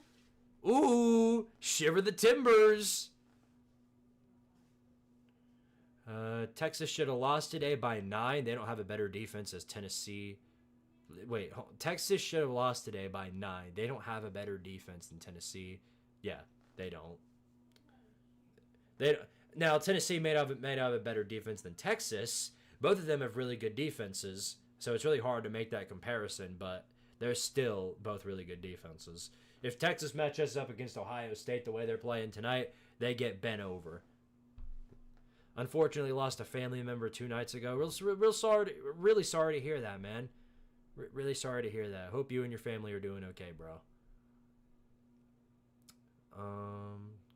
Arizona State got spared today, if you think about it.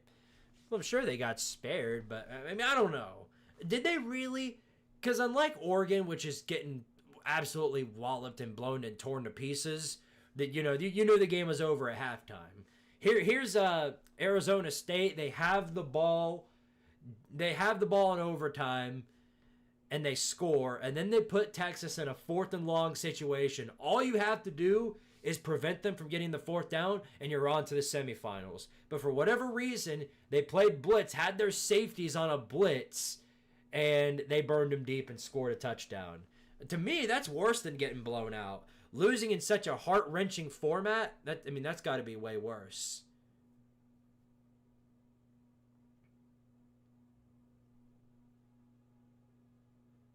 No, the mods are hard. Yeah, they're hard at work today. They're hard at work. I employed them, and they're doing their work.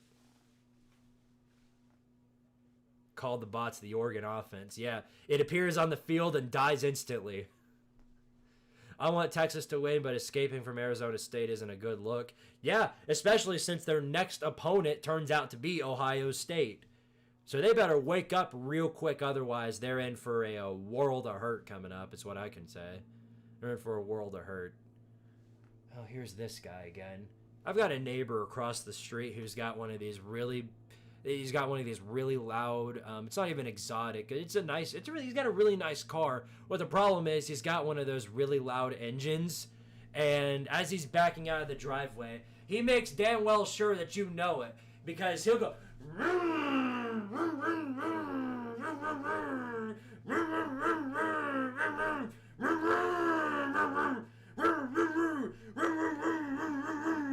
Is the gas going yet?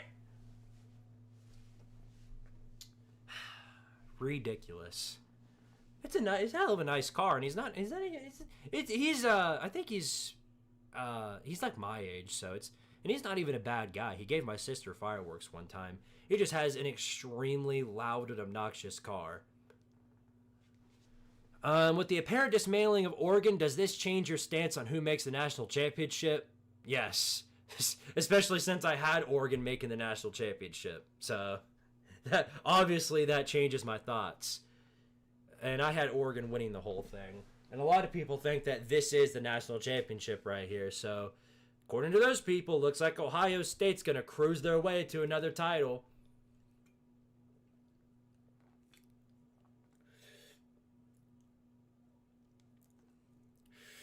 We had horrible play calls at the end of the fourth. We should have ran it more instead of Ewers chucking it 50 yards in a double coverage. Yeah, I don't understand. They made the same mistake Penn State did the night before, where instead of just running the clock down by running the ball, they were trying the double six wombat every time they got on the field, and that ended up making the game a lot closer than it actually was. Now, the high-end talent was able to bail out Penn State before it got out of hand, but Texas wasn't. I mean, they were that close to losing it.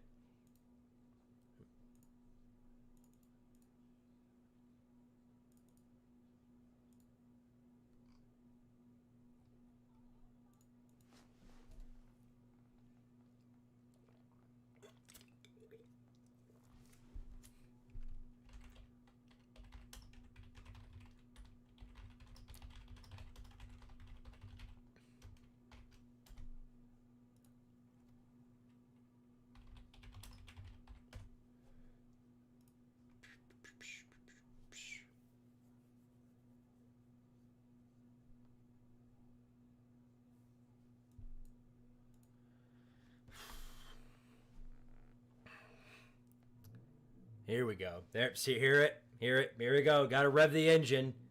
You got back. Yep. Give him a few more times. He'll eventually leave. Wait for it. Oh, big rev. Yeah. Yep. Hell, who knows? Maybe he's watching this live stream and trolling me right now. There he goes. Now he just drove off. Shoot, he might be watching. And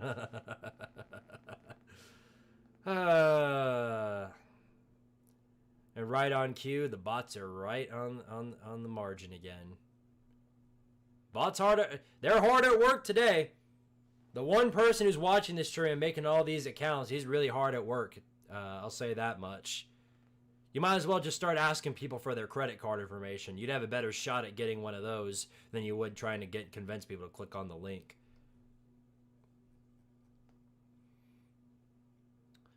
Thanks, Squidtard. Your videos help. Well, I'm glad they help, man. I'm glad they help.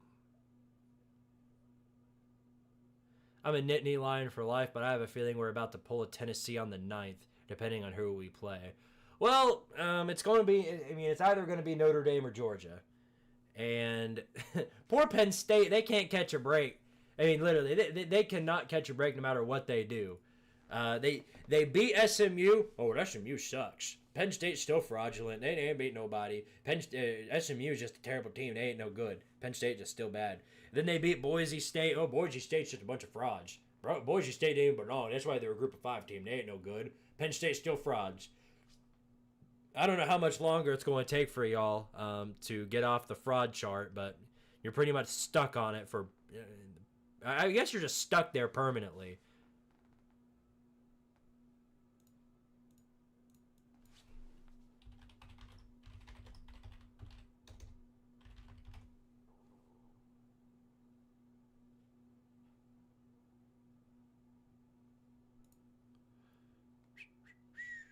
That Oregon band, they put more effort into what they're doing than the entire team is. They showed up at least.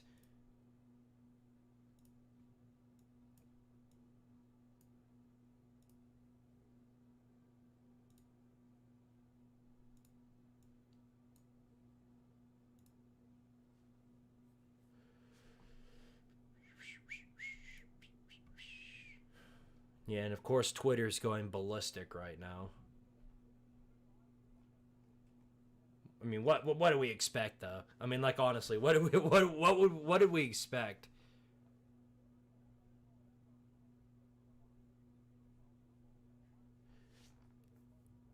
I will start my channel for state with the new season. Well, good luck with that. We need a Mississippi State YouTuber around.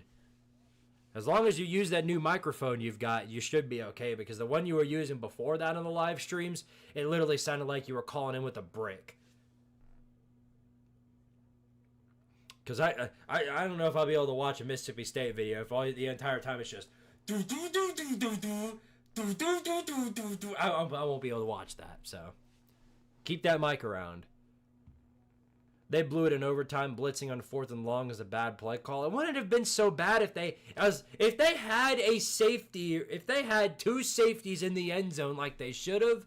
That game was over. It was over. Because even if he gets 8 yards, it was 4th and long. He had to get, it was one of those plays where you either get a big gain or you get absolutely nothing. So more than likely, they were taking a shot to the end zone for the final play of the game. I do not understand the decision there to put all the safeties up front. That's entirely on you. I've been working more tonight than my actual job. Put in the hell of a work, bro. That's why you're a moderator.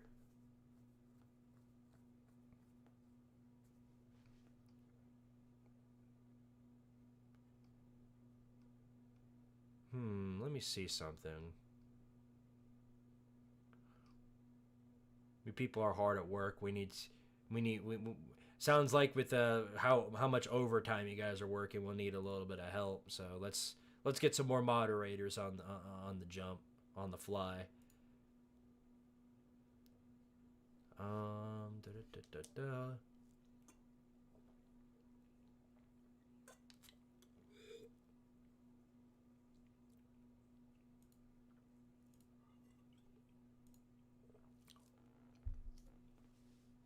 You are a moderator.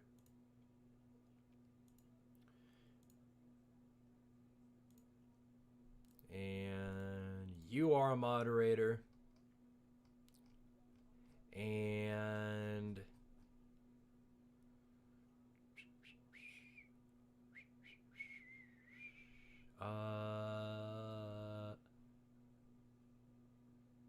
this is hard. This is tough. Obviously, everybody wants to be a moderator, and you can't blame them for that, but stick around long enough, and you might be one day.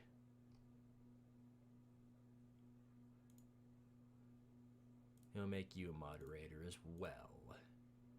Okay, that might put off a little bit of the effort from the other moderators. Put on that blue wrench and stick with it well. Don't screw it up. That's all I can tell you. That's all I can tell you.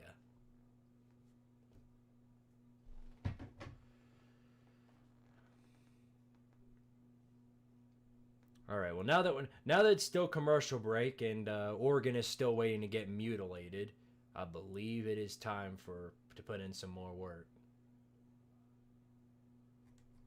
on the push-up department.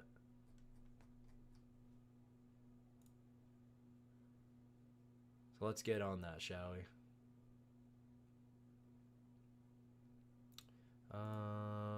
Okay. Move the chair. How much we got to do? 16? Easy money. As usual, you guys know, if you guys want me to do more push-ups for y'all, just send a super chat or two, and you guys know I will. These are not voluntary push-ups. If I get super chat money, these are absolutely mandatory. So let's get to work. Yeah. 1, 2, 3, 4, 5, 6, 7, 8, 9, 10, 11, 12, 13, 14, 15, 16. Good stuff.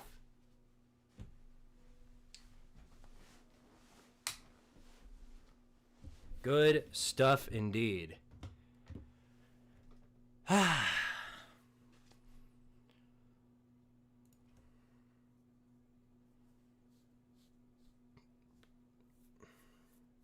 Serious question though, if there are any Penn State YouTubers out there, are there any Penn State YouTubers out there? By technicality, Urinating Tree is, because Pittsburgh, that Pennsylvania, Penn State, that's got to count for something, but it hardly counts. That's the only one I know of, though. Finding college football YouTubers outside of the SEC is easier than you. It's harder than you think. I'll say that much.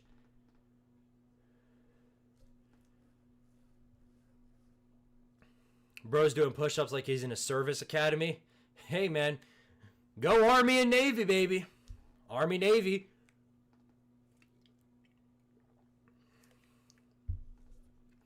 Yeah, but I think it's safe to say that beating that Ohio, the slide that Will Howard did against Oregon is it's really motivating them to come out and put a whooping on Oregon, because that's all they've been doing. Tyler Heller, thank you for the $5 super chat. He says, this is for all the mods who are working overtime tonight. Well, I appreciate that, and I hope the mods do too. And you're one of them, so I'm sure you do as well. All right, well, now the second half is beginning. It is time for yet another 30 minutes of mutilation. Maybe. We'll see.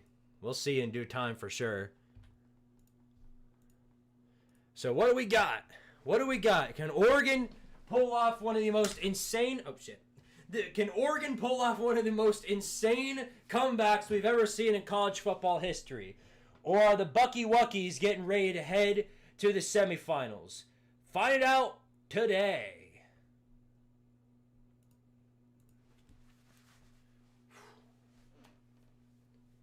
So, looks like... So, Oregon's getting ball first, right? Yes, they are. Oregon is getting ball to start out the game. Pitt hates Penn State almost as much as West Virginia. Yeah, no, they're big-time rivals.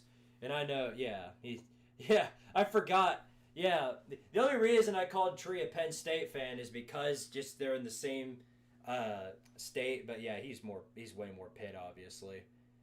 Okay, well, here goes Oregon. And already off to a great start because they're shut down behind the line. Trying an outside run at Ohio State is all over it. This game is going as fast as Goku versus Frieza in 5 minutes. The 5 minutes that weren't 5 minutes. My life goal is to see Army win a natty with the triple option and break college football. Yeah, that's not happening. Sorry to tell you. Unless they want to claim one like UCF did, that's not happening. 2nd and 10, pass play. Gabriel trying to find something, rolls out of the pocket, sacked. All over him. The offensive line got completely nay-nayed. Jack Sawyer himself completely disembowels that entire offensive line. And now he gets another sack. I mean, they've got no answer for it. They've got no answer for it at all. Tennessee's offensive line did better than that. And that's sad to think about. So it's 3rd and a country here for Oregon. Trying to do something on their first drive out of the locker room.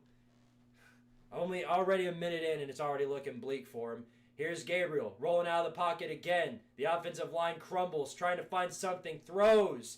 And it is caught, but I think he was out of bounds. So it looks like it's going to be 4th down. They might give it to him here. I don't know, we'll see. He catches it. Oh, 1st down all day. That's a 1st down. Well, actually, no, that isn't a 1st down. He was in. No, I take that back. He was in. So that is a big catch, but it's going to be 4th and short. Now, I wonder if they're going to go for it. Is Landon going to whip out them balls? Yes, he is. 4th and short, trying to climb back into this game. They're bringing the blitz. Here's the run up the middle. Gabriel takes it himself, and he's got it. I think. It's going to be close, but I think he got it. Yep, 1st down. Ducks will continue. They missed a holding call. They miss a holding call every single play. It's only the most egregious holds that get called. Unless if you're in a no huddle, and then in which case, holding only gets called when it's convenient. All right, here we go. 1st down for the Duckies. They're at the 35-yard line trying to make something out of nothing. Rolling out of the pocket. Here's Gabriel again. They're bringing the pressure, looking for a man. Throws complete. On the slant route of 1st down and then some, taken down past the 50-yard line. The Duckies are moving. They're moving and grooving. They're getting something going, that's for sure. To get into a 3rd and 22 situation, then keep the drive going, there's obviously got to be some hope for the Duckies. So here we go from the 48-yard line. Gabriel, quick pass complete. About 5 yards on that one. 2nd and 5 coming up.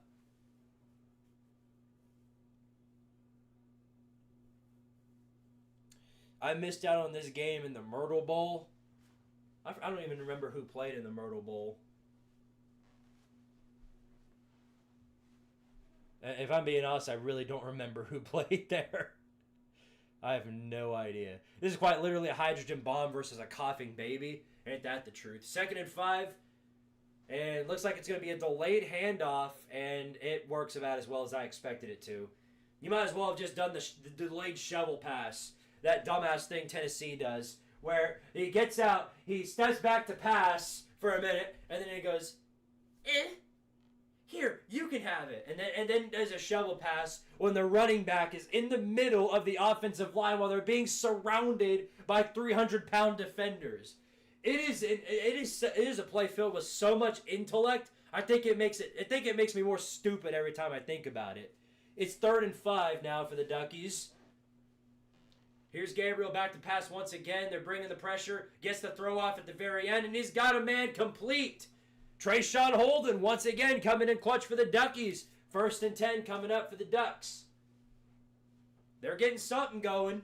What are they cooking? What are they cooking right now? What's up, Ben Knowles?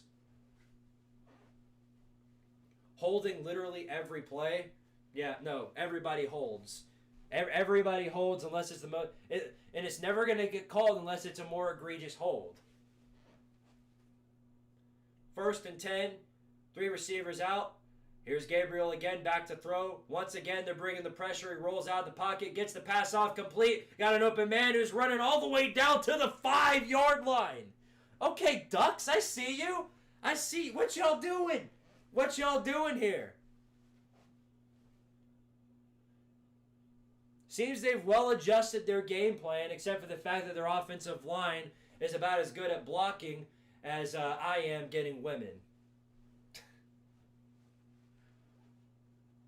Random stray in my direction. Yeah. 1st and goal for the Duckies now, inside the 5-yard line. Got to try and make this game a little more competitive here. Here we go. Pass play for the Duckies. Up the middle. And nothing given there. Maybe a yard or two. They'll have 3 more chances to make something happen. Ohio State 30. You're up by 30. Every play is holding. Yeah, come on, man. Come on, man. Yeah, you're up by 26 points and you're complaining about the refs. Keep it real, man.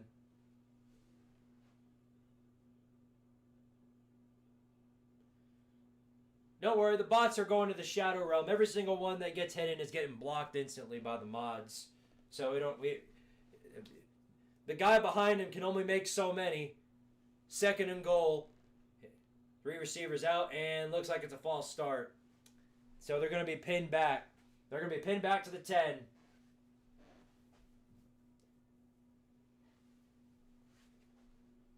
The Rubber Duckies, hey, who knows? They might be onto something here.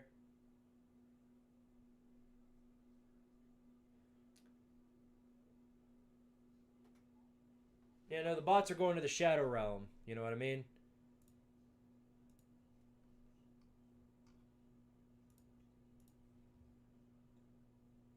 At least I think they are. Yes. Yes, they are. Cool. Had to check the live chat again to make sure. The Tyler banned a bot for 86,000 seconds. That's about as much time as Will Howard has in the pocket. 86,000 seconds. How much is that in daytime? It's like a couple of years. That'll teach him. Go sit in the corner for a few years. Then maybe we'll let you back just to time you out again.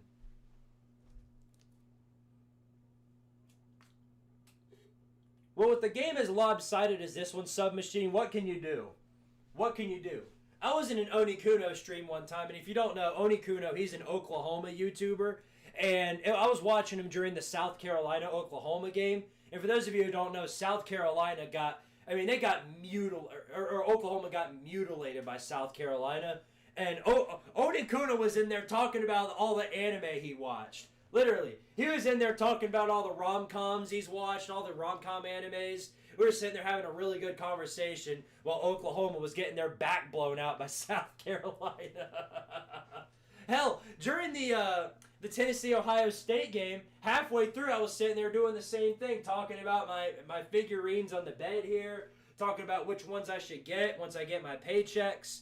Talking about the upgrades I should make. I think I spent more time talking about the upgrade on this chair, the old chair that I had, than I actually did talking about the Tennessee game in the second half.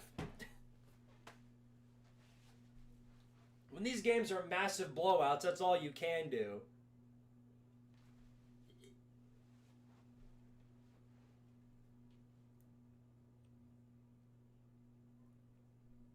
That guy has no will to live. Oklahoma, yeah, I wouldn't want to either. We ban the bots, yes. You can hide the bot, you can time out the bots, or you can hide them. Whenever that option comes up, hide them. Every single time, hide them. That way they're done. They can't come back.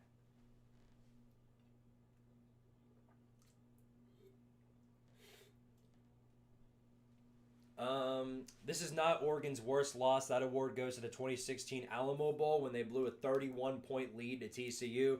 Oh, that was terrible. I'll give you that much. That was terrible. But that was in an Alamo Bowl. That wasn't for playoff contention. This is for the odds to get into the semifinal. This has national implications, and they came out here on national television and died. So, yeah, you know what I mean. But hey, things are looking a little better now. 9 minutes into the third quarter, and they've got momentum going in their favor. Here's second and goal from the 2-yard line. Up the middle. Is it good enough for the score? They're looking at it. Yes! Touchdown Ducks!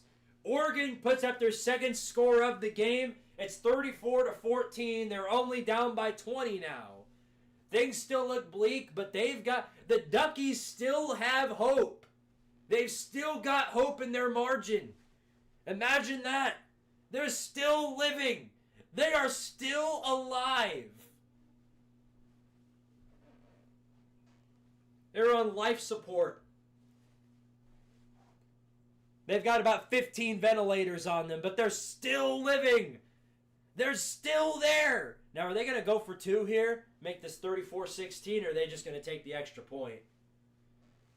So they're going to take the extra point here, make it a 19-point game here, going into about 8:55 left in the third quarter.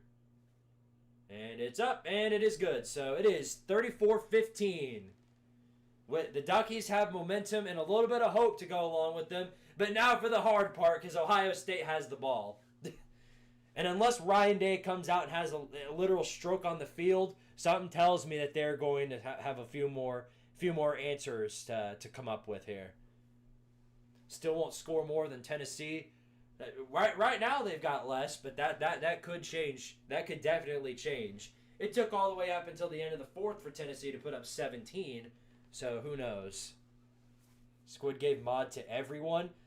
There's only like 10 people in here. And I intentionally gave the mods to the people who are the most active in the live chat, so that way they're around whenever something goes AWOL. Like that. See, there's another.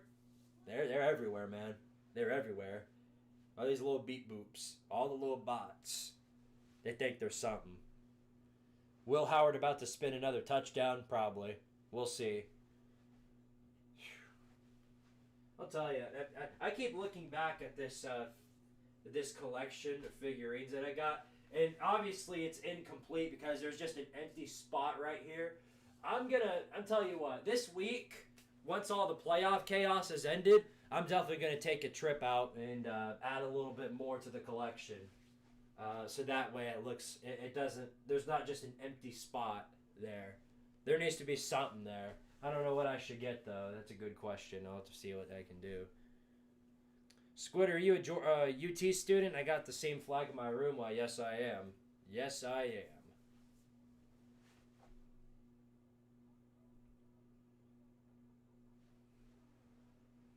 If Oregon turns this around and get $20, good luck. Good luck.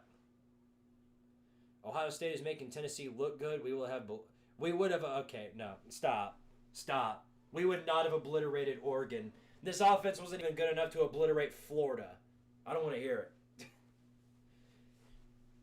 We might struggle through the entire game and then maybe come out with a miraculous victory, but Tennessee ain't blown anybody out since week 3. And they certainly wouldn't have done it against a competent opponent like Oregon. Hell, we could have played SMU and we probably still would have. It probably still would have been a struggle fest all the way up until the end.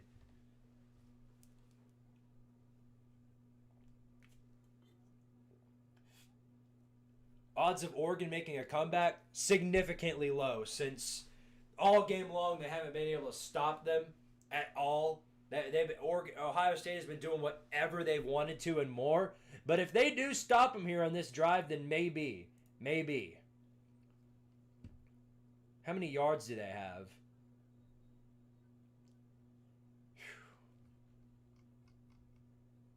Yeah, Ohio State has 121 yards rushing and 269 yards passing. Will Howard has 3 touchdowns. He's 11 of 18. Yeah, it's just... The problem is Oregon just cannot run the ball to save their life. They have a total of 5 rushing yards. 5. Meanwhile, Ohio State's been able to do that and a whole lot more. So I don't know. I don't know what to think. Don't make any hypotheticals. Remember, Bama would have theoretically beaten SMU. And oh yeah, no. Alabama's the hypothetical national champion of the world. Alabama went from winning real trophies to hypothetical ones. Bama fans are sitting in the shower, scraping off the dandruff on their hair, reminiscing on the time they were able to win actual trophies. Or they're either doing that, or they're thinking about the hypothetical ones they won in their head. We would have ran 30 bubble screens and lost. That would have been after we ran it up the middle every first and second down.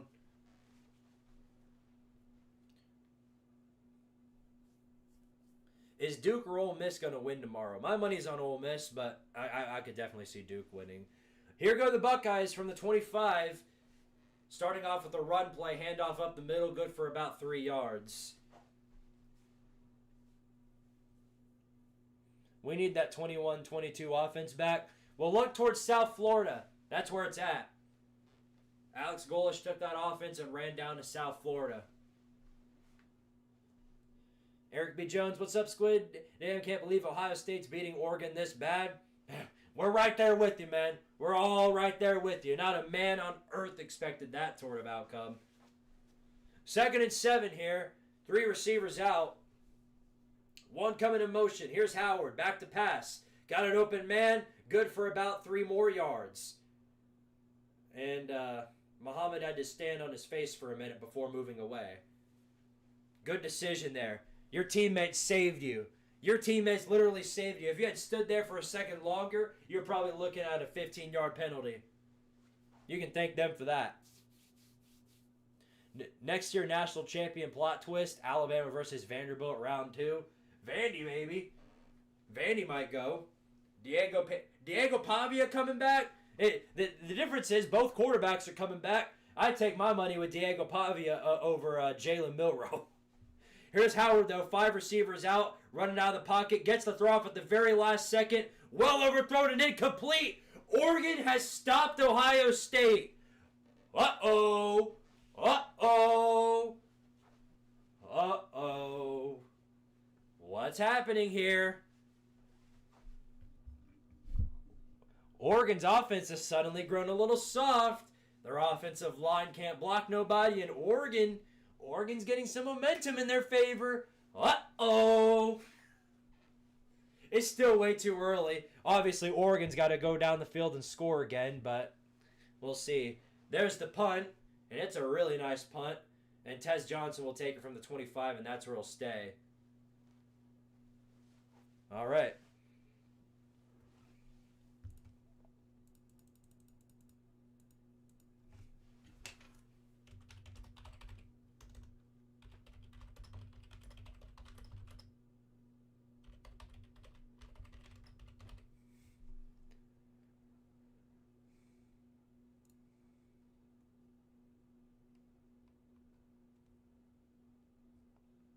A lot of people are pissed at Penn State right now.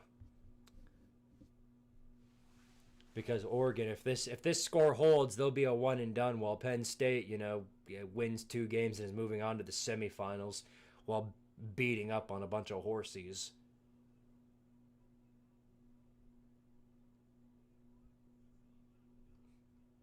And a lot of Tennessee fans are mad because they were the ones who had to go and play these juggernauts in Columbus.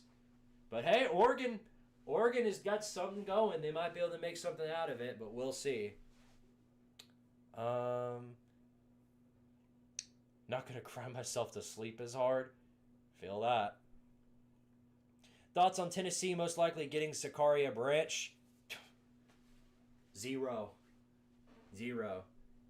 If I'm Zachariah Branch, I'm going anywhere but Tennessee, because all he's going to be doing is sitting there on this. All he's going to be doing is either sitting there on the sideline, or he's going to be right next to Nico taking bubble screens. We don't throw deep in this offense anymore. Squad off topic, but do you think Nico had good chemistry with Squirrel or any of the good? No, Nico didn't have good chemistry with any of his receivers. That's why we never threw down the field. In fact, that's why we never threw the ball at all, unless it was a bubble screen. That's why we just left it to Dylan Sampson. He didn't have any good receivers. And also, it's not even just the receivers, it's the routes they ran. The routes they ran were the exact same routes they always ran, so if there was a competent corner down the field, they were going to be able to keep up with them every time because they had there was no trickery. That's the difference. Alex Golish's offense, he had about 19 or 20 different formations that he had, where they were completely complex, different formations, and every single one that he came out with was different than the last. Meanwhile, here on this Tennessee offense today, it's the same thing every time. They know it. It's the most predictable thing in the book. You know what I mean? Squid, do you think Penn State is actually that good or just got favorable games? I think it's a mix of both. I think they did definitely get more favorable games than some of the other teams here. And I definitely think they had one of the easier routes. But they're not frauds. They're not. They're not pretenders. You know what I mean? They've got a great defense and the best tight end in college football right now. So they're not frauds. All right, well, here we go. The Duckies from the 25-yard line. They've been given extra light. Here's Gabriel rolling out of the pocket. Plenty of time to throw. Gets the throw off. Batted away and nearly picked off. Boy, wouldn't that have just been the dagger right there. I don't know where he was throwing to, but there was about 19 Ohio State defenders around that guy. Predictions on Ohio State versus Texas. I know Texas has a good defense. Well, I'll tell you what. It's not going to matter if Texas has a good defense if Ohio State's offense came out like they did in the first half. They'll destroy them. All right, man in motion coming out in 2nd and 10. Gabriel on the pass. Looking for a receiver down the field. Rolls out of the pocket again. They're bringing the pressure. Tries to get away from it and goes down with the sack. Another sack for this Ohio State defense. And it's looking like all the momentum the Duckies had is getting whittled away. You can almost hear the rubber ducky deflate. That's our 3rd sack of the day, and now it's 3rd and long. Got to get all the way to the 40-yard line, and they're at the 18. Here's 3rd and 17 coming up 5 wide. Gabriel all alone in the backfield.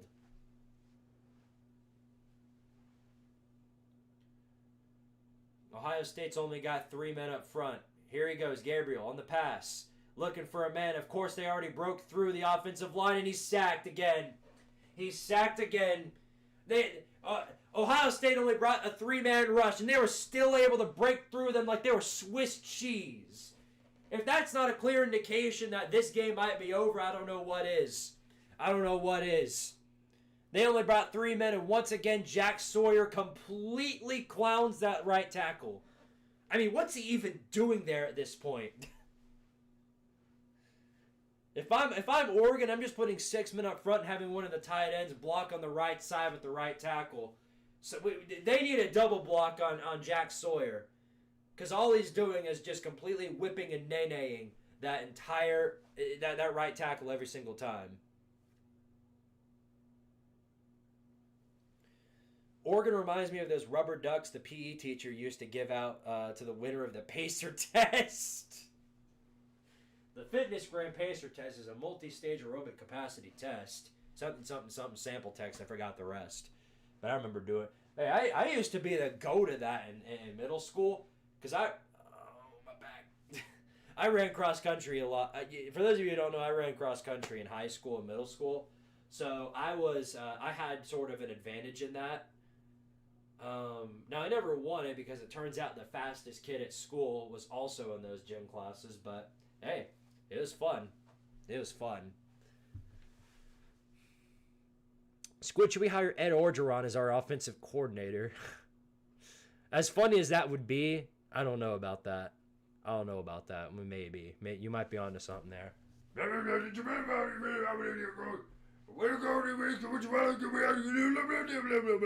Tigers. What a story that would be. This game was over when it was announced. Might have been over when Dylan Gabriel woke up. When he got out of bed this morning, this game was over.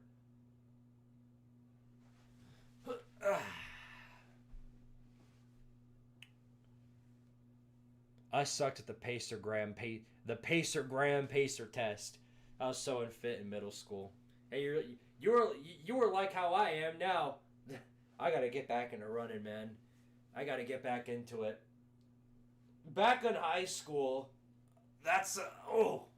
I had a six pack. I'm not tooting my own horn because I don't have it anymore. I used to have one. Now I got the Supreme. I've got the Great Tartarian beer belly now. That's what I got.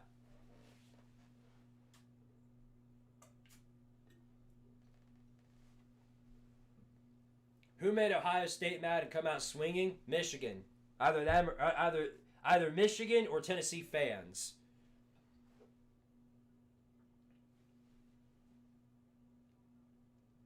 Ed Orgeron to Tennessee. Please, Danny White, make it happen. No, Ed Orgeron's fine with his with the girls he's been sleeping with. That's where he's residing. He has no interest coaching again.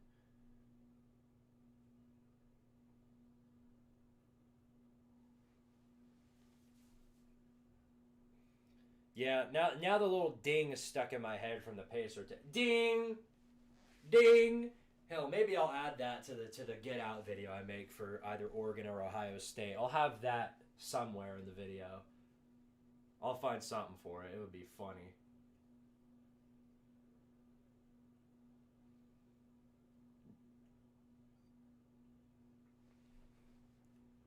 I'm back, just got some alcohol. Dang, are you an Oregon fan?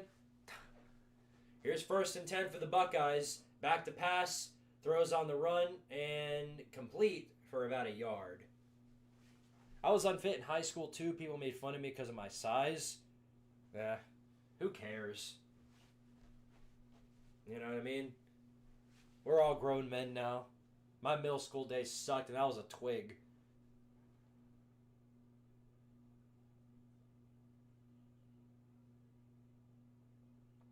Squid, do you think the Big Ten is better than the SEC now? I've been thinking that for half the season. Five receivers out. Do a wide receiver screen, bubble screen. And even if a $20 million roster does it, it's still just as ineffective as every other team doing it. Try to bubble screen with 2 defenders there, and Oregon's all over it. No gain right there. And the Duckies are doing whatever they can to stay in this game. 3rd and 8 now. Buckeyes at the 46-yard line. They got to get to the other 46 to convert this one. Duckies bringing the pressure. They're bringing 5 men in. Throws. Complete. 1st down, Duckies. Buckeyes. No. Duckies, they're not on the field anymore. But yeah, who else? Jeremiah Smith breaks through a man on the slant, gets the 1st down.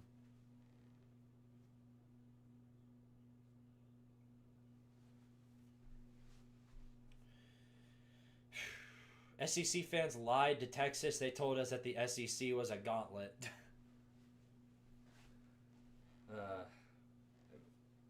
I mean, the gauntlet to them.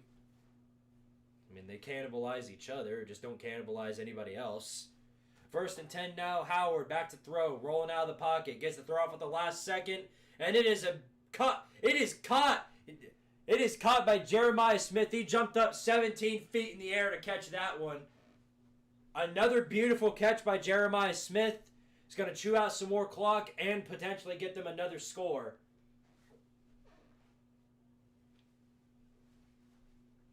The Big Ten is better this year, but SEC still has like triple the national championship this century. Yeah, if Ohio State finishes out how they're supposed to and wins it all, they'll be able to brag about that. You know what I mean? And I don't really even care. I'm not this like I want the SEC to win all the championships, so that way our conference looks like the best. But at the same time, sometimes I actively root against the SEC. And another beautiful run right there. And on top of that, a face mask penalty. Judkins runs for a first down and then gets a face mask penalty on top of it. So Oregon is going to be probably at the goal line here on first down. As I was saying, though, I mean, I hate it when Ohio State fans talk about how great the Big Ten is, and the Big Ten is just much better than the SEC, and it just beats more, and then all that, as if they're trying to they have the biggest superiority complex when it comes to the Big Ten compared to the SEC. But I don't really care as long as it means Georgia doesn't win a title. I'm fine with that. Not to throw strays at the Georgia man, but a lot of the Georgia fans are awful. 1st and goal now. 1st and goal for the Buckeyes here from the 8-yard line. Toss on the outside and another touchdown. Another touchdown. Travion Henderson walks easily into the end zone, and that's probably going to do it. The lead is too big now. I think it's done for. Oregon might as well just go ahead and pack up and take all their stuff home and get ready for the brown uniforms to debut in their first game of the next year.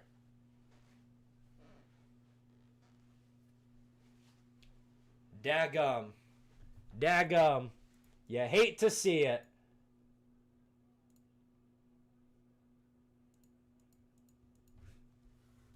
You really hate to see it, don't you? And here's the extra point, and it is good. So it is 41-15. Complete and utter annihilation. 2:19 left to go in the third quarter, and now here's Kirk Herbstreit to rub it in some more. I'm not listening. I just see where it says Herbie's clicker, and I know he's saying something about Ohio State and something bad about the Duckies.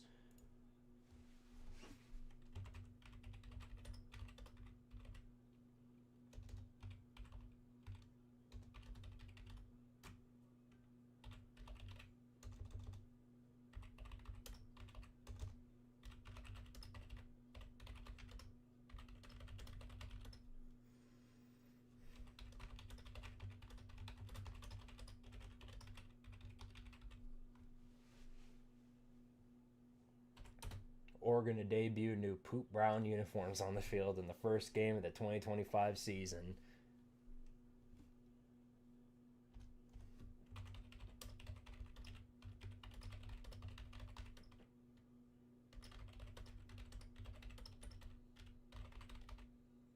They will wear them until they can win a national title. 2:19 left to go. The Ducks with the ball back, obviously. You know, it's do or die time. As if the game's not already over, they've got to just go ahead and sling it or die trying.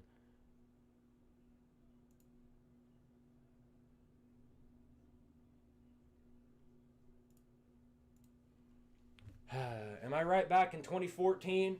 Perhaps. And it might end that same way, too, because Ohio State right now looks like the most dominant team by a significant margin. Gabriel, back to pass, quick bubble screen. Most effective bubble screen I've seen in a very long time. Good for about 9 yards. Stellar season, but gets cooked in the playoffs. Hey, they can hang their heads on the fact that they won the Big Ten. But, how much merit does even that have? Because, well, And now the team that they beat in the regular season is bending them over.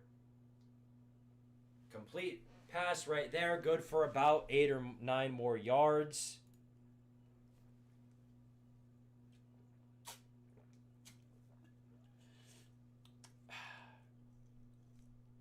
Squidtard just needs to do 0 push-ups for the rest of the night to represent Oregon's 0 national titles. You might be onto something there. Pass is deflected at the line, so it's 3rd and 2 now.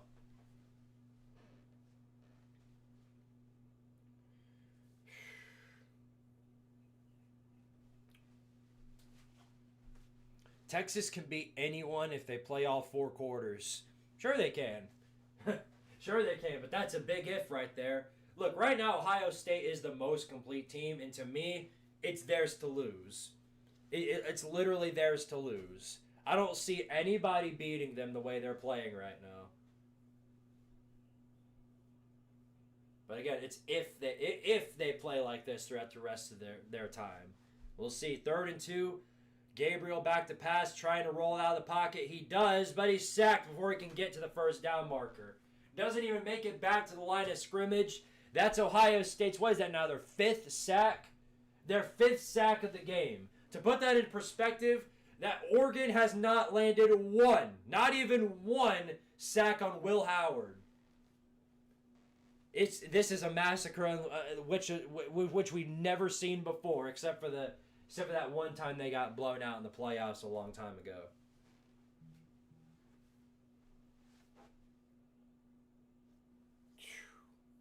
Ay, ay, ay.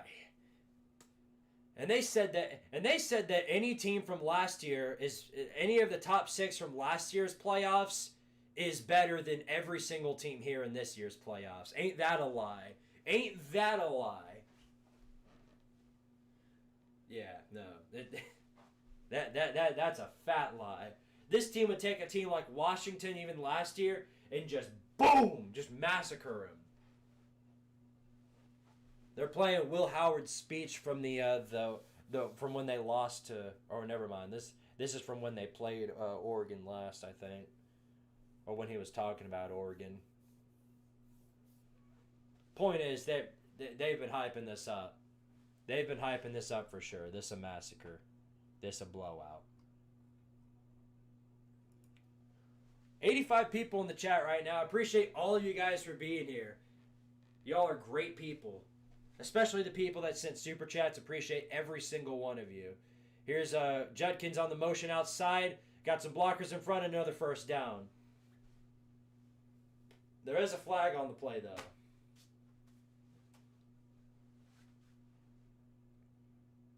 Who would win in a fight? This Ohio State's momentum or Florida's team, Tim Tebow? Ohio State, probably. I mean, this team right now this is some of the best football I've ever seen from a team.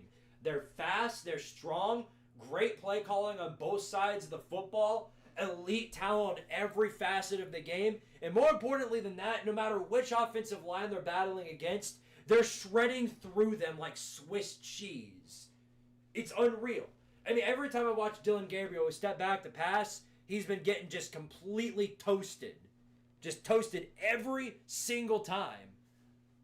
This Ohio State team will beat most of the teams that they play. Outside run for Judkins, maybe a yard if that. Now, don't misconstrue my words. I don't think this Ohio State team is like, I don't think they're like better than 2019 LSU or something like that. But this is, if they continue to play like this throughout the rest of their time in the playoffs and go on to win the damn thing, this will be one of the most, I think this team's better. This team, the way they're playing, is better than the one that won the Natty in 2014. Whether or not they finish like that is yet to be determined. Last year's Michigan would smoke this Oregon team, maybe, but that's because they had signs. That's because they had signs.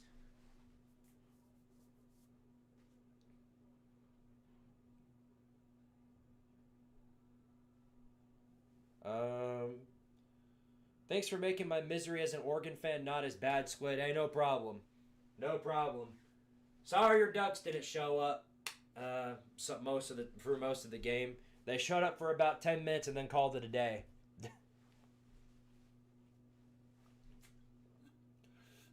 Does this Ohio State team beat the Tennessee Titans?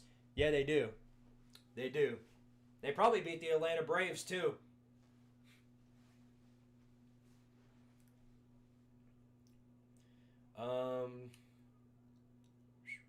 TCU when they faced Georgia or Oregon. Yeah. Squid, I don't know how long you watch college football. Did you any chance see that 2019 LSU Oklahoma playoff game? Yeah, I did. I sure did. And say what you will about the defense. I mean, I saw that. I did see that team in person, by the way. For those of you who don't know, my dad's side of the family are all LSU fans. So up until 2020, which was the COVID year, we weren't able to go that year. But every year before that, since 2016, we would take a trip during the season for a weekend to go down to Baton Rouge to watch LSU play. And we did it every single year from 2016 through 2019. In the 2019 season, I went down there to watch them play against Auburn. And that was probably their worst performance all season long. And they still came out and won that game against what was a pretty good Auburn team. Squid petition to start calling West Virginia Stew Virginia because of that dumb Allstate ad. You might be onto something there. I've had people say I should start calling Bama the High Tides. Peach Bowl was cinema. I wish it was though since I was on life. I wish it was though since I was on life support. Well, gosh, hate to hear that you were on life support. I'm glad you're okay though. My Ducks not showing up is something I'm very used to. Hey, they showed up throughout the regular season. You got to give them credit for that. Got to give them credit for that.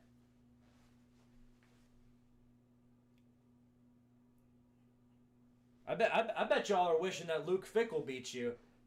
I bet y'all are wishing that Wisconsin finished out that game and beat y'all. Because then this would be Georgia. This would be Georgia right here because they would have gotten the 1 seed. And y'all would have gotten the 2 seed and would be playing against Notre Dame. You may not have won that game, but probably definitely would have put up a way better fight.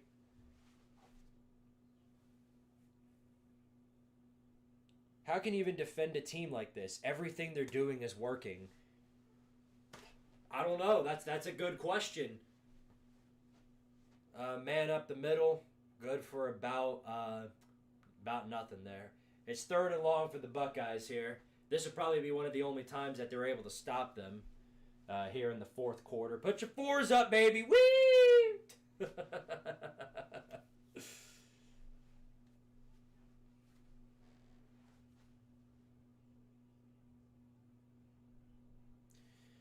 All right, here we go. 3rd and 11 now.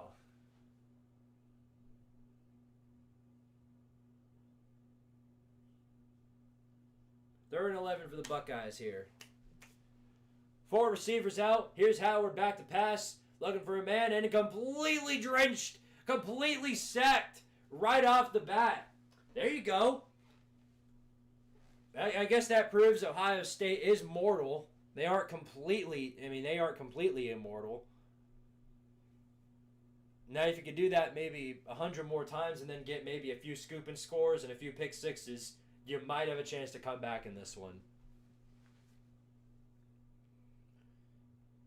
Imagine saying at the beginning of the year that Arizona State would be going toe-to-toe with Texas in the playoffs. Imagine saying the same thing about Indiana. I feel like Indiana being there is more surprising to me than Arizona State.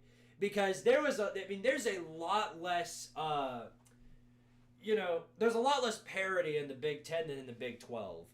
Nobody knew who was winning the Big 12 this year.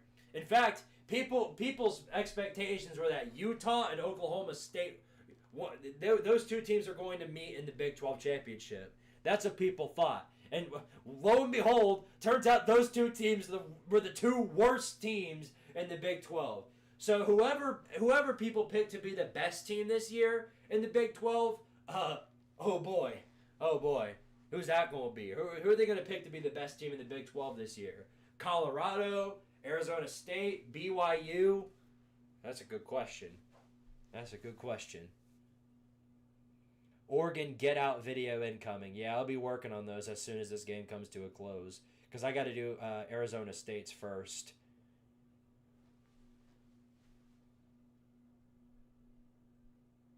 Oregon might get more than 20 points. Wouldn't that be a something?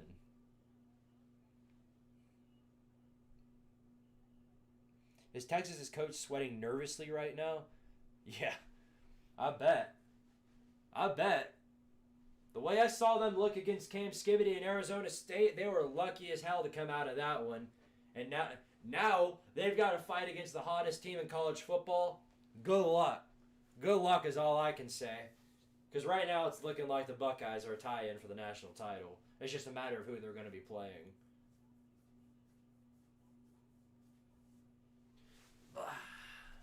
Should I go live tomorrow?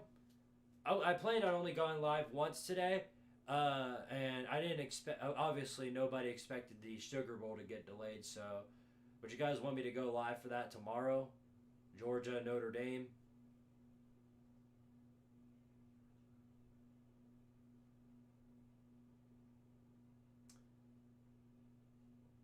Yeah, you lose, you get a video. That's simple. Yeah, that's absolutely right. And the other reason I made a video about Alabama was because they were the loudest, most obnoxious team outside of anybody else that didn't make the 12-team playoff. So if you, from now on, if you make the 12-team playoff and you lose, that's it. That's it. I'm making a video about you. You don't have to like it. You don't have to agree with me, but you're going to get one. Your team is going to get one, and I don't hold back.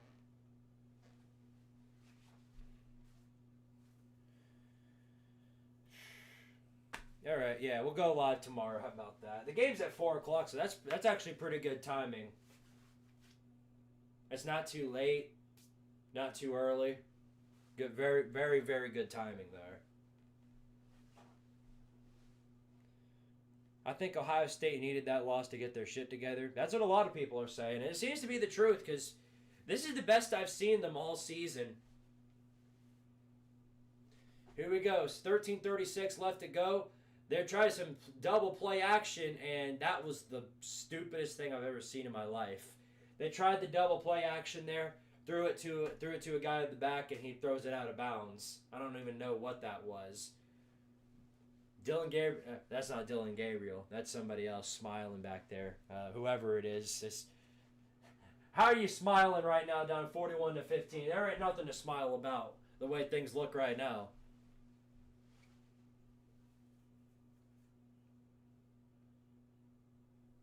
Second and 10 for the Duckies, the rubber Duckies. They're so far deflated that they're basically flat. But they're trying hard. Second and 10. Quick throw on the outside. Good for about 5 yards. And it'll be 3rd and 5. Who cares what the best conference is? A lot of people, apparently, especially now that the SEC is by far not the best conference, a lot of the people who have been hearing about it are really, really loud. Both sides are obnoxious as hell, I think. I think the people who are all about the SEC is the best conference, and we do this, and we do this, and we do this, and we do this, and the SEC is this much better than you, like, they're obnoxious. And then the people who are always on about how the SEC is terrible and ain't no good. Every time the SEC loses a game, they suck and they're the worst conference ever. If a 6-6 Vanderbilt goes out and loses to another 6-6 Big 12 team, then yeah, expect all these college football accounts to come out instantly. Oh! Just means more. It just means well. Why do you care that much? And if you actually do, then clearly it does mean more.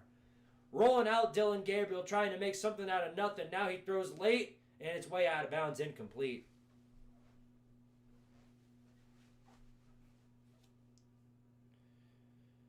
Ohio State wins national championship. Ohio State fans, we didn't beat Michigan. We should still fire the coach. You might be onto something there. You might be onto something. But you know, if you have, if you have a team with really good talent on top of a really good coaching staff, there's not much better you can do with that. There isn't. Quick play action, screenplay, good for about 7 yards. Loses the football at the end, but I think he was down, so okay, yeah. So it's 3rd and short. And, obviously, you can be a really good head coach, but if you have a mid-staff around you, chances are things aren't going to go the way you want them to. 5 men out, here's Gabriel again, pass play, rolling out. Now he runs, trying to do something, gets hit from behind and goes down with another sack. Didn't even see that guy. Didn't even see him. There was about 19 Ohio State people around him. He was having to look at it. He had his head on a swivel, looking in every single direction. Here. He's doing like me in the chair. He's doing like me in the chair when it was time for a drink. Wee. And still that wasn't enough. Ohio State still gets to him. Yeah, bro, he can't escape. And they're going for it from 4th and long. They've got nothing else they can do here late in this game. Nothing else they can do. Pass play, Dylan Gabriel. Gets the throw off, complete, little slant route. Can he get there for the first down? Jukes a man and dives. First down, Duckies. How about that? Dylan Gabriel needs to get a job. He's got one. As the quarterback for Oregon. You know how much money he's making for them? He's got a job. And this certainly ain't his fault, I'll tell you that much. When you got an offensive line that's made of Swiss cheese and you've got 500 people in your face, I don't even think, Shedeur Sanders can do anything with that line. Look at what happened with him in BYU. Here he goes again. Gabriel, quick shot and deflected at the line. Or off his hands, incomplete. I think the main issue is when SEC teams lose a bowl, they cry they didn't care, but when they win, they say they are the superior conference. Yeah, that is, like I said, that is absolutely true. A lot of SEC fans do that too. Well, who cares about just meeting this bowl? A lot of Miami fans are doing that right now because Cam Ward quit. Literally, their star quarterback quit in a very close game, and at the end cost them a bowl win. And of course, the excuse is, well, who cares? Who cares? Who cares about that game? Nobody cares about that game. The seniors care. The seniors who have put their blood, sweat, and tears into that team, they care. All the seniors who aren't going on to the NFL, who are graduating, and this is the last game of football that they are ever going to play, they care. They care a whole lot. What do you mean, who cares? They obviously do. The parents of those players who are obviously going to see their kid only play one more play, they care. They care a whole lot. Not everybody cares about the bowl games. Yes, you're right about that. But to say nobody cares is dumb. It's smooth brain, and it's one of the dumbest arguments for any type of bowl game scenario I've ever heard.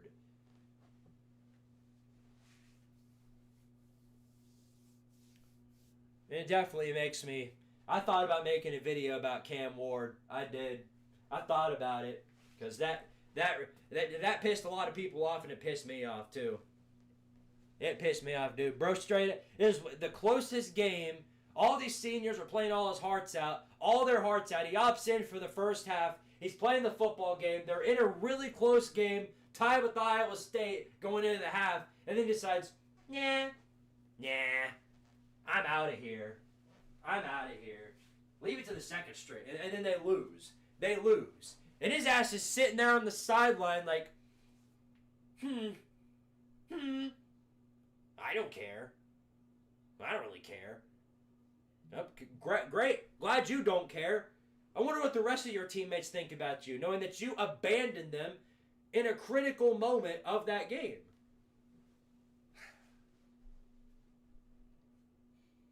Titans still drafting Cam Ward. Yeah. I wonder what the Titans would think. Hey, if the Titans are... I wonder if the Titans are out of playoff eligibility and they're not going to be playing in the playoffs, and they're like, 5-12 or something like that, or 5-11. Y'all think Cam Ward... Y'all think the coaches would be okay if Cam Ward goes up to him? He's like, I'm not going to play in this game. I might play a half and then I'll leave. What do you think the coaches are going to do?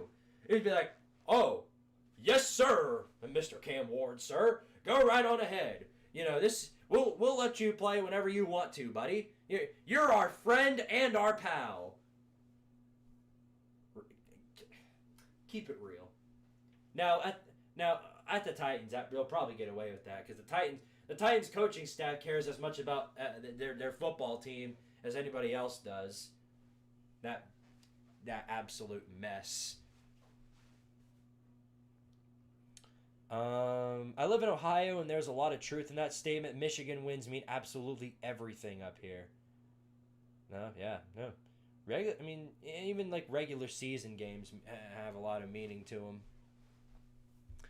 Bowl games are important for one reason only. It's the 20 extra practices the team gets. No, that's not the only reason. That's not the only reason they're important. They're important for all the grads who are going to be playing one last game of football. They're important for draft stock. They're important for leadership purposes. They're important for the coaches, the players, the fans, knowing that this is the last time they'll see their football team play for a year. All that's important. All that's important. To say there's only one thing that's important is not true. It's just not. 3rd and 13 now for the Duckies. Got to get all the way inside the 14-yard line, and they're stuck at the 20-something. Here's Gabriel back to throw, and he's throwing all the way to the end zone, and he's got a man there for a touchdown. The Duckies are going to get some brownie points before they wrap up this game. Touchdown, Oregon, down by 20. They're at least going to get a few more points up on the board. And they can take credit in the fact that they officially scored more points than Tennessee did. Yeah, congratulations. Congratulations. Proud of y'all. Real proud of y'all. My back's killing me now. I think it's time I sit down a bit. And they're going to go for 2 here, and they're going to be short. They're going to be short of the 2-point conversion. So that's going to put wraps on that drive, and now they're going to give it right back to the Bucknuts.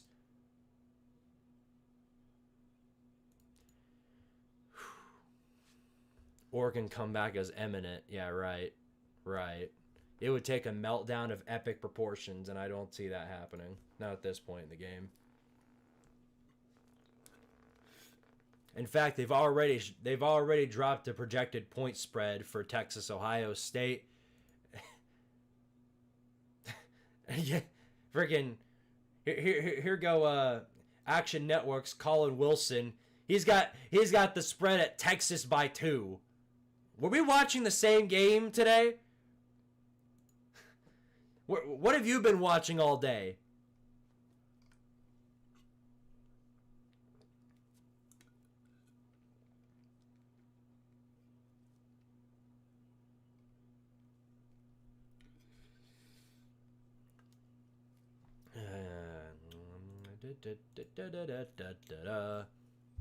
Calm down, Squid. Take a breather. Nope. Can never be calm on here. I can never be calm. The moment I let my guard down, something big happens.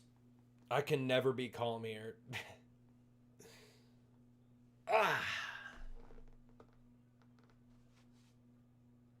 Ooh, muffed the kickoff.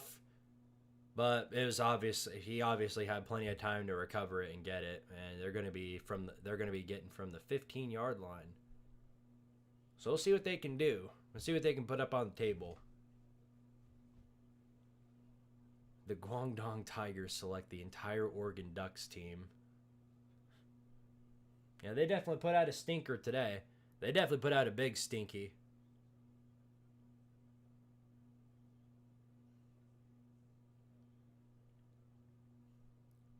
I said that over 10.5 for Clemson and Arizona State was too much. Not for Clemson. Clemson's made sense because they actually covered that one. Arizona State, yeah, absolutely. Handoff on the outside for Judkins. Broke through a man. He's going to get a first down and a little bit more down to the 30 on all the way past the 35-yard line. Hearing Pat McAfee try and make this more entertaining is only making this worse. Good Lord, is that right? I've got the telecast here on the big screen, and yeah, I can see them all doing that. This is exactly what I did for the Texas Georgia game. I had the actual broadcast here, and then I had the telecast or the box cam here, and they had Matthew McConaughey there going, all right, all right, all right, Texas Longhorns, baby, the Texas Longhorns up in the house and all that. First and 10 for the Buckeyes from the 33-yard line. Up the middle, no gain doing. No gain doing. Peter Herbstreit has been success for his chief officer of happiness. Ain't that the truth? Can't wait to ask people who they think the 14 playoff. Can't wait to ask people who think the 14 playoff is better than what they think about Oregon. Yeah, good question there. This definitely created some really interesting matchups, I'll say that much. And it also gave Ohio State a real chance to do something. This game was over since the first quarter. And it's been over since then. This game was over when Dylan Gabriel woke up out of bed this morning. Here's another play. Henderson got a first down and passed the 50-yard line. Travion Henderson doing exactly what the rest of the Ohio State team is doing and just mutilating these people. Is this even competitive at this point?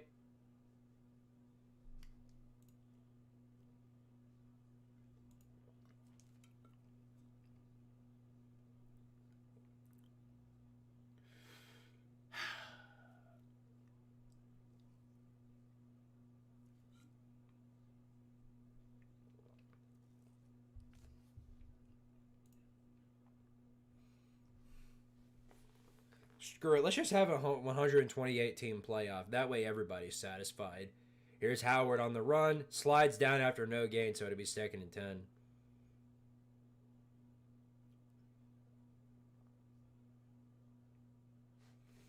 We can argue all day long about how many teams should have been in the playoffs, but nothing's ever going to change anything.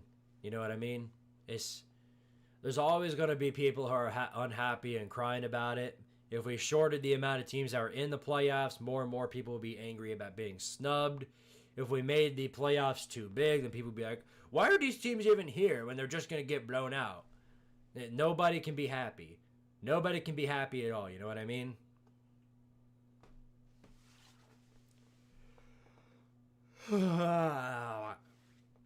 Yeah, 12 seems like a nice balance, which is exactly why they're not going to stay at 12.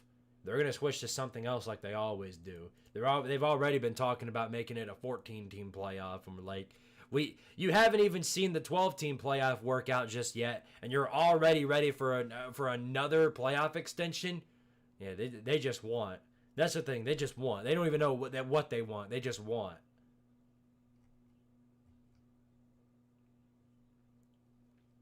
Here's Howard back to pass. Gets it off, but it's incomplete, so it's 4th down. Look at Oregon playing defense late in this game. I wonder why they still have Will Howard in. They put in their backups against Tennessee. I wonder what stopped them from doing that against the Duckies. I guess they just felt bad.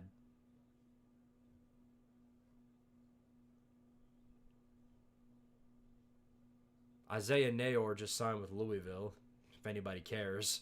If anybody cares, he just committed to Louisville. Jeff Brom getting him a good one there.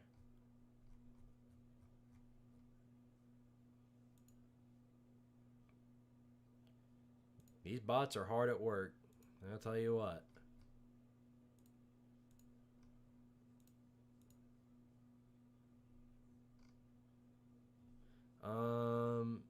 Let's see. Don't ever bring up the idea of a 128-team playoff. South Carolina, Ole Miss, and Alabama would get all giddy.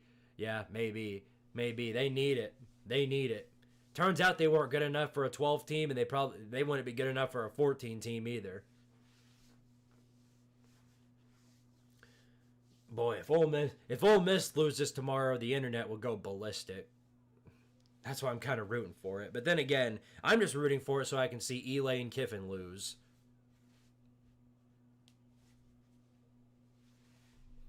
Ohio State isn't going to lose to Oregon twice. Heck, I'm a Michigan fan, but last year we lose to Ohio State. We met them later in the playoffs. I'd put money on it. Maybe. I don't know. It's sort of dependent on whether or not, like which team shows up, how much momentum they have. Because this red-hot Ohio State team, the way they've been playing these past 2 weeks, they're not losing to anybody.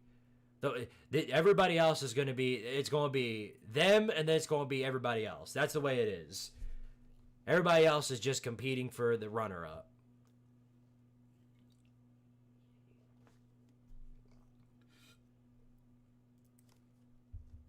As a UK fan, F the Cards.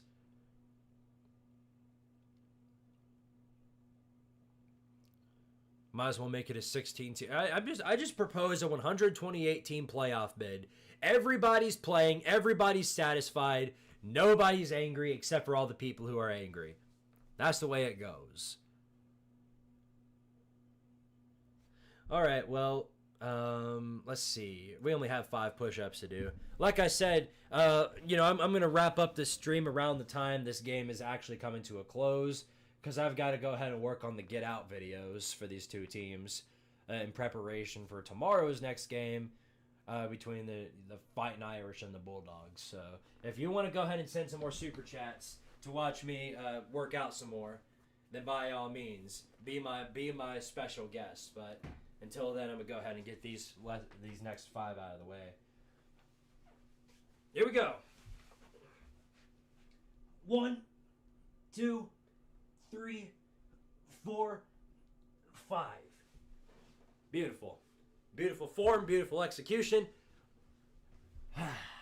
Beautiful everything. Okay, there we go. There we go.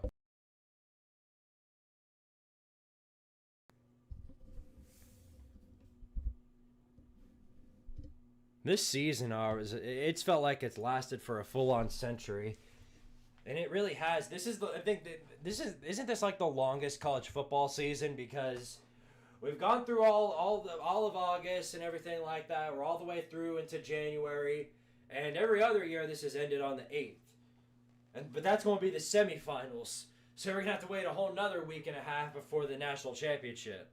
Now here's Oregon trying to make something out of nothing. Dylan Gabriel slides down after a 7-yard gain. 6 minutes left to go and down by 3 scores. They need a prayer beyond all prayers, and I think it's already GG's, but they can try and make it look way more competitive. I'll say that much. Quick hitch route to get another first down. Let's see if Day gets drenched in Gatorade. Probably.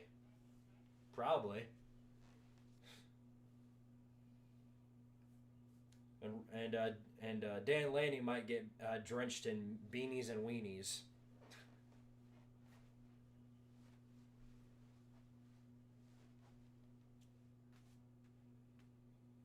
Radioactive Gatorade that makes him immune to Michigan.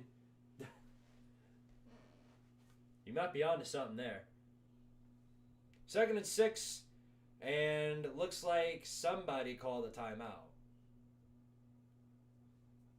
I think. Is it a ref timeout?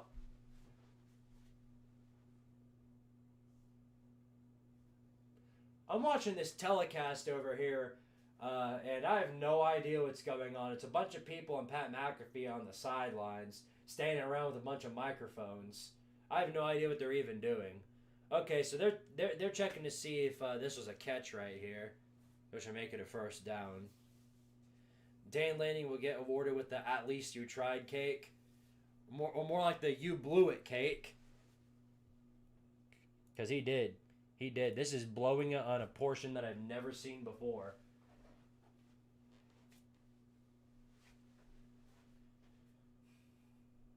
God, I cannot. I mean, I did not expect a massacre this bad. Now, Oregon's made it a little more competitive, but let's be real. This game was never in doubt. Never in doubt, not even once. The fact of the matter is they ran into a gauntlet of death with a team that's already received a few losses, so they know a fair thing about what not to do. Oregon doesn't know about that. They won every single game up till now. A lot of them were close, but they've won every single game they've played. I mean, they have yet to suffer a domination like this. So, I mean, credit to Dan Lanning for getting him all the way here, winning the Big Ten title, getting him to the #1 seed in the playoffs. Pat McAfee shaking hands with the duck mascot on the screen. Hey, he's trying to survive, but what can you do? Dylan Gabriel throws that one into the sun. I don't even know where he was throwing it. He was just throwing it to his girlfriend in the stands, I guess. Good for him. Good for him.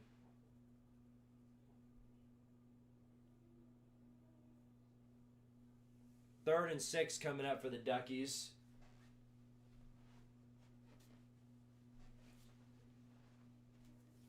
I'm never picking Oregon to win it all. I'm convinced they will always be good enough to make the national title game, but never good enough to win it. That's what a lot of people, before Michigan finally got over the hump and beat Ohio State, everybody was convinced that Michigan would never beat Ohio State again, and that they would always be the little brother and never make it anywhere near the national title game because they just kept losing. And now they're saying the same thing about Penn State because they're suffering from an identical problem. They can't beat Ohio State. But Michigan found a way. Michigan found a way to beat Ohio State. Now they have a 4-year winning streak over them, and more importantly, they managed to win a national championship in one of those years. Now, they did it all by cheating, but they still did it. 3rd and 14, pass play by Gabriel, looking for a man down the field, and he's going to wait a really long time and wait too long. He gets down with another sack. What is that, sack number 7 now? They've had 7 sacks, and I think Oregon has 1. I don't know. Let's check the stat reel on that. I don't even know if they have defensive. They don't have the defensive stats yet, but I know more than enough to know that he's taken a lot of sacks. We'll say it like that. He's taken a lot of sacks. He took too freaking many. There you go. That's your answer. So that should do it. Oregon's punting the ball right back to Ohio State. Now they can chew out the rest of this clock. Level 426, thank you for the $10 super chat. He says, entertaining stream, HNY. Happy New Year. I was about to ask what does that stand for, but it stands for Happy New Year, of course. Appreciate it, buddy. Thank you for the $10 super chat. And right as they cut to commercial, I'll go ahead and hit those push-ups. In fact, this game's over, so no point trying to do the color commentary. Let's just get these done. Here. Let me make sure my camera didn't freeze up or anything goofy like that. Nope. All right, booyah. All right, then, let's do it. 10 push-ups. 1, 2, 3, 4, 5, 6, 7, 8, 9, 10. Oh. Woo. Appreciate all you guys. And, of course, appreciate the man who sent that super chat. Mr. Level 1 or 426.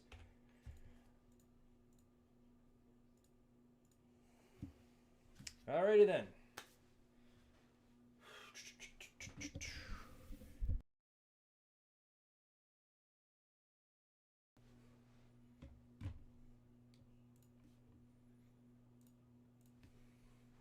How many times did Nico get sacked? It was a pretty high number. It was 5 or 6, I think. I can't be too sure, but I know he did get sacked quite a few times. But we ran the ball way more than Oregon has this game, so I know it was less than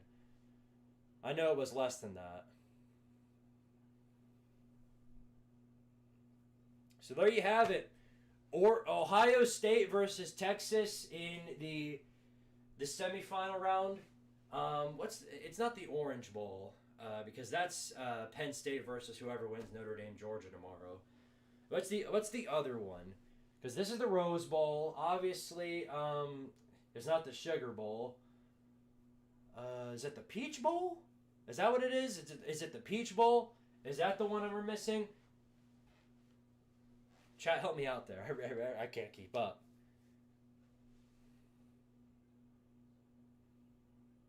And run up the middle. Who cares? They're just running out. They're just chewing out whatever's left of this clock. Georgia versus Notre Dame. I thought it was happening today. No, it's happening tomorrow. At 4 o'clock because everything going around. Obviously, I said it earlier in the stream, but I do want to make it clear. Obviously, prayers go out to everybody affected by that tragedy. Horrible, horrible event. Horrible, horrible tragedy. And yeah, it's just an awful, awful event.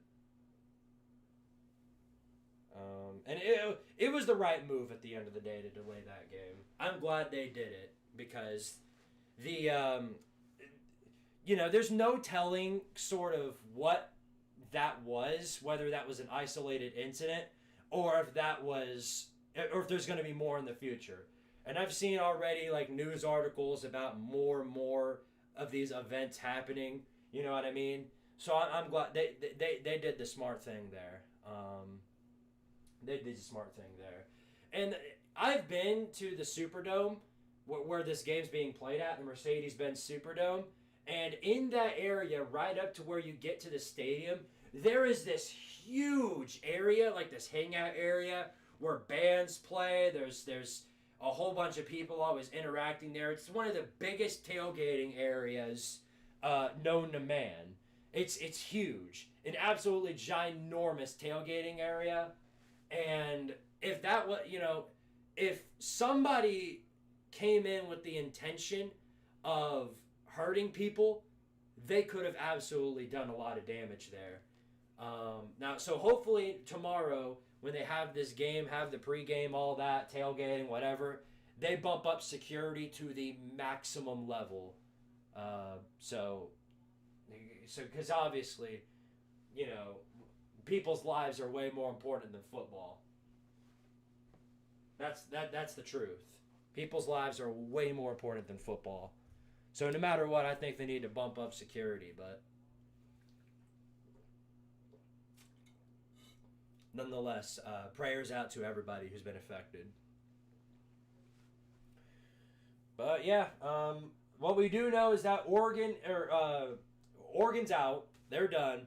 And we're going to have Texas and Ohio State in the semifinals. So whoever wins that game, obviously they're moving on to the national title game. And the way it's looking, I've got Ohio State winning big in that one. Things can change in a heartbeat. You never know. Texas may come out with a completely different play style. That big scare they took against the Cam Skibbities may have been a wish in disguise. It may have been exactly what they've been looking for. Maybe they come out with a completely new game plan on January 9th or 8th or whenever that game is played, and they dominate Ohio State. You never know. But if Ohio State continues to play like they have been, my money is on Ohio State getting that win there. It may not be as dominant as they've done against Oregon and Tennessee, but I'd pick them to win in a heartbeat.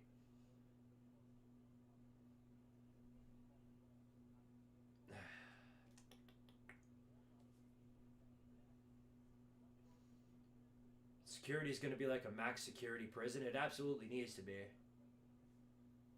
Did Penn State play yet? Yes, they played yesterday, and they beat Boise State. So they're on to the semifinals as well. It's just a matter of who they're going to be playing against, whether that's Notre Dame or Georgia, and we'll find out tomorrow. Approximately around this exact same time tomorrow. Probably an hour earlier.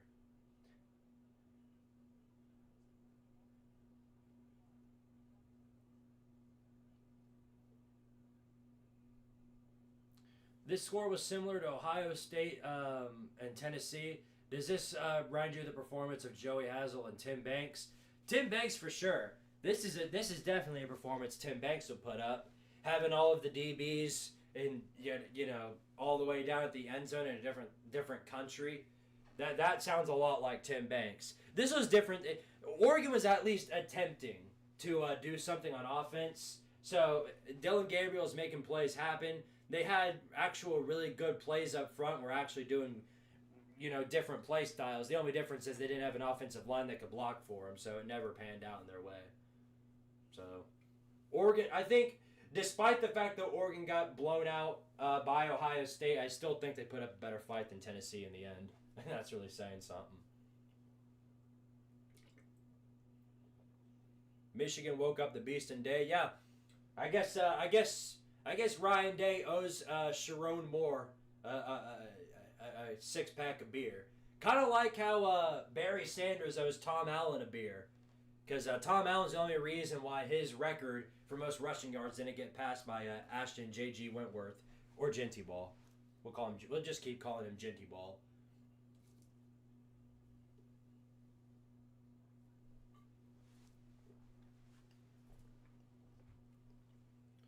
And we are running the ball. Stop it. Why? What do you mean stop running the ball? What do you want to do? Want him to just throw deep every time? You got to chew out the clock somehow, buddy.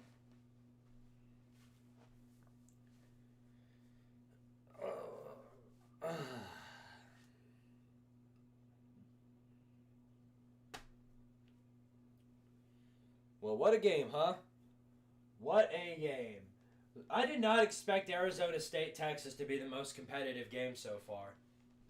In fact, really, it's been the only competitive game.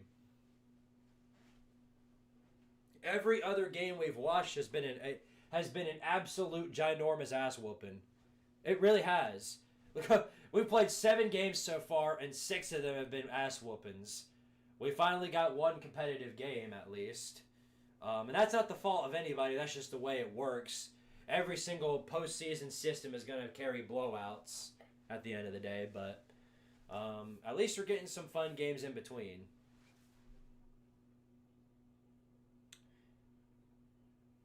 A game reminiscent of the 2014 game. 2024 Oregon Ducks, college football's 2007 New England Patriots. Damn. Or the Titans from 2018? I forget which year Tennessee made the playoffs and was a really high seed and then died. I forget which year that was. It might have been 2018. My prediction for the Tennessee-Ohio State game is 21-26 Ohio State. Nothing has been competitive except for one game. Yeah, no. All of these games have been blowouts. And it could be the same tomorrow with Notre Dame and Georgia.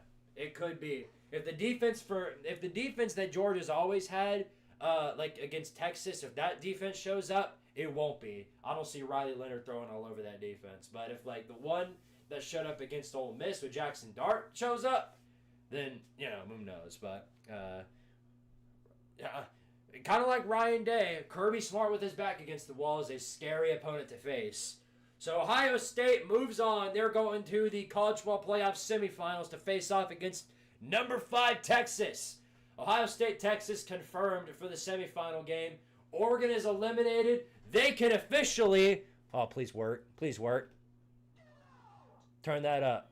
They can officially... Yeah, Oregon can officially get out. Their run is done. As quickly as it began in the playoffs, they are a goner. That's 2 of the high seeds. Actually, no, that's 3 of the top 4 seeds eliminated. The only one left is Georgia. That's the only one left of the top 4 seeds. Can Georgia be the outlier among the top 4 seeds? Or is it going to be Notre Dame taking it to them, and then they'll move on to play Penn State? We're going to find out real quick for sure, I think. Let's see. Reading some of the comments real quick before I call it wraps on the stream. Let's see. 500 yards. Ouch. Yeah. Ohio State just dominated. It was gigantic ass whooping. 319 passing yards for Will Howard. 181 rushing yards. Oregon did have 300 passing yards, but y'all want to take a guess at how many total rushing yards they had? Y'all want to take a guess? Here's how many total rushing yards they had, sacks included. -23. Yes, that's right. Oregon had a total of -23 rushing yards. Jordan James, their running back, had a total of 14. Dylan Gabriel, -43 yards. -43 yards for Dylan Gabriel. That's the story right there. That's the story. They could not run the ball to save their life. And if Texas can't run the ball either, I can't imagine how Quinn Ewok is going to do against that defense. It might be a similar story. It might be. That was a good old-fashioned butt kicking. Ohio State is the best team in the country. Got hit with the string of mandatory requests. Tennessee fans are rooting for Oregon. That's how you know you took an ass-kicking, SEC. Yep. Congratulations on the win. What more do you want me to tell you? What more do you want me to tell you? I wasn't rooting for Oregon. I wasn't. I don't care who wins. Look, as long as Georgia doesn't win the entire damn thing, I'm happy with the result. Again, not to throw strays at a lot of the Georgia fans in here. Well, some of you are really good people. A lot of you that have been interacting with me, a lot of you are good people. But there are a whopping amount of people that are all Georgia fans that are just complete menaces to society. And to those of you, I certainly hope you don't find a way to celebrate winning a national title. You know what I mean? And some of you make the mistake, and this is specifically a trait of Georgia fans, but a lot of you make the mistake of, if Georgia wins, that if my team is better than yours, that means I'm a better person than you.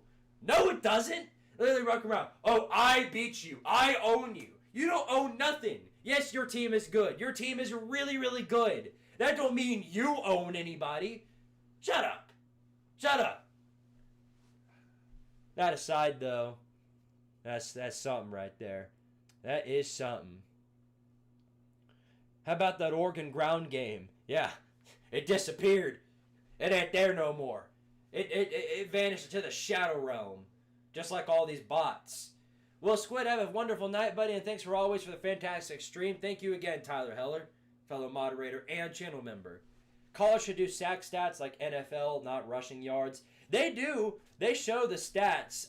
They just don't have it out immediately. That's what I'm waiting on, but they're not going to have those stats until a little later on, up until the game wraps up.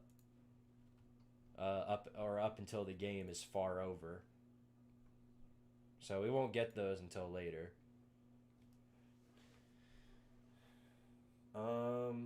Great stream, man. Had a good time. Happy New Year. Thanks, level 126 and 426, and thank you for the $10 super chat. Appreciate it, bro. Now's your chance to see me do more push-ups before I wrap things up. If anybody's interested, or become a channel member. I do push-ups for that too. If you become a channel member, I'll do push-ups for that as well.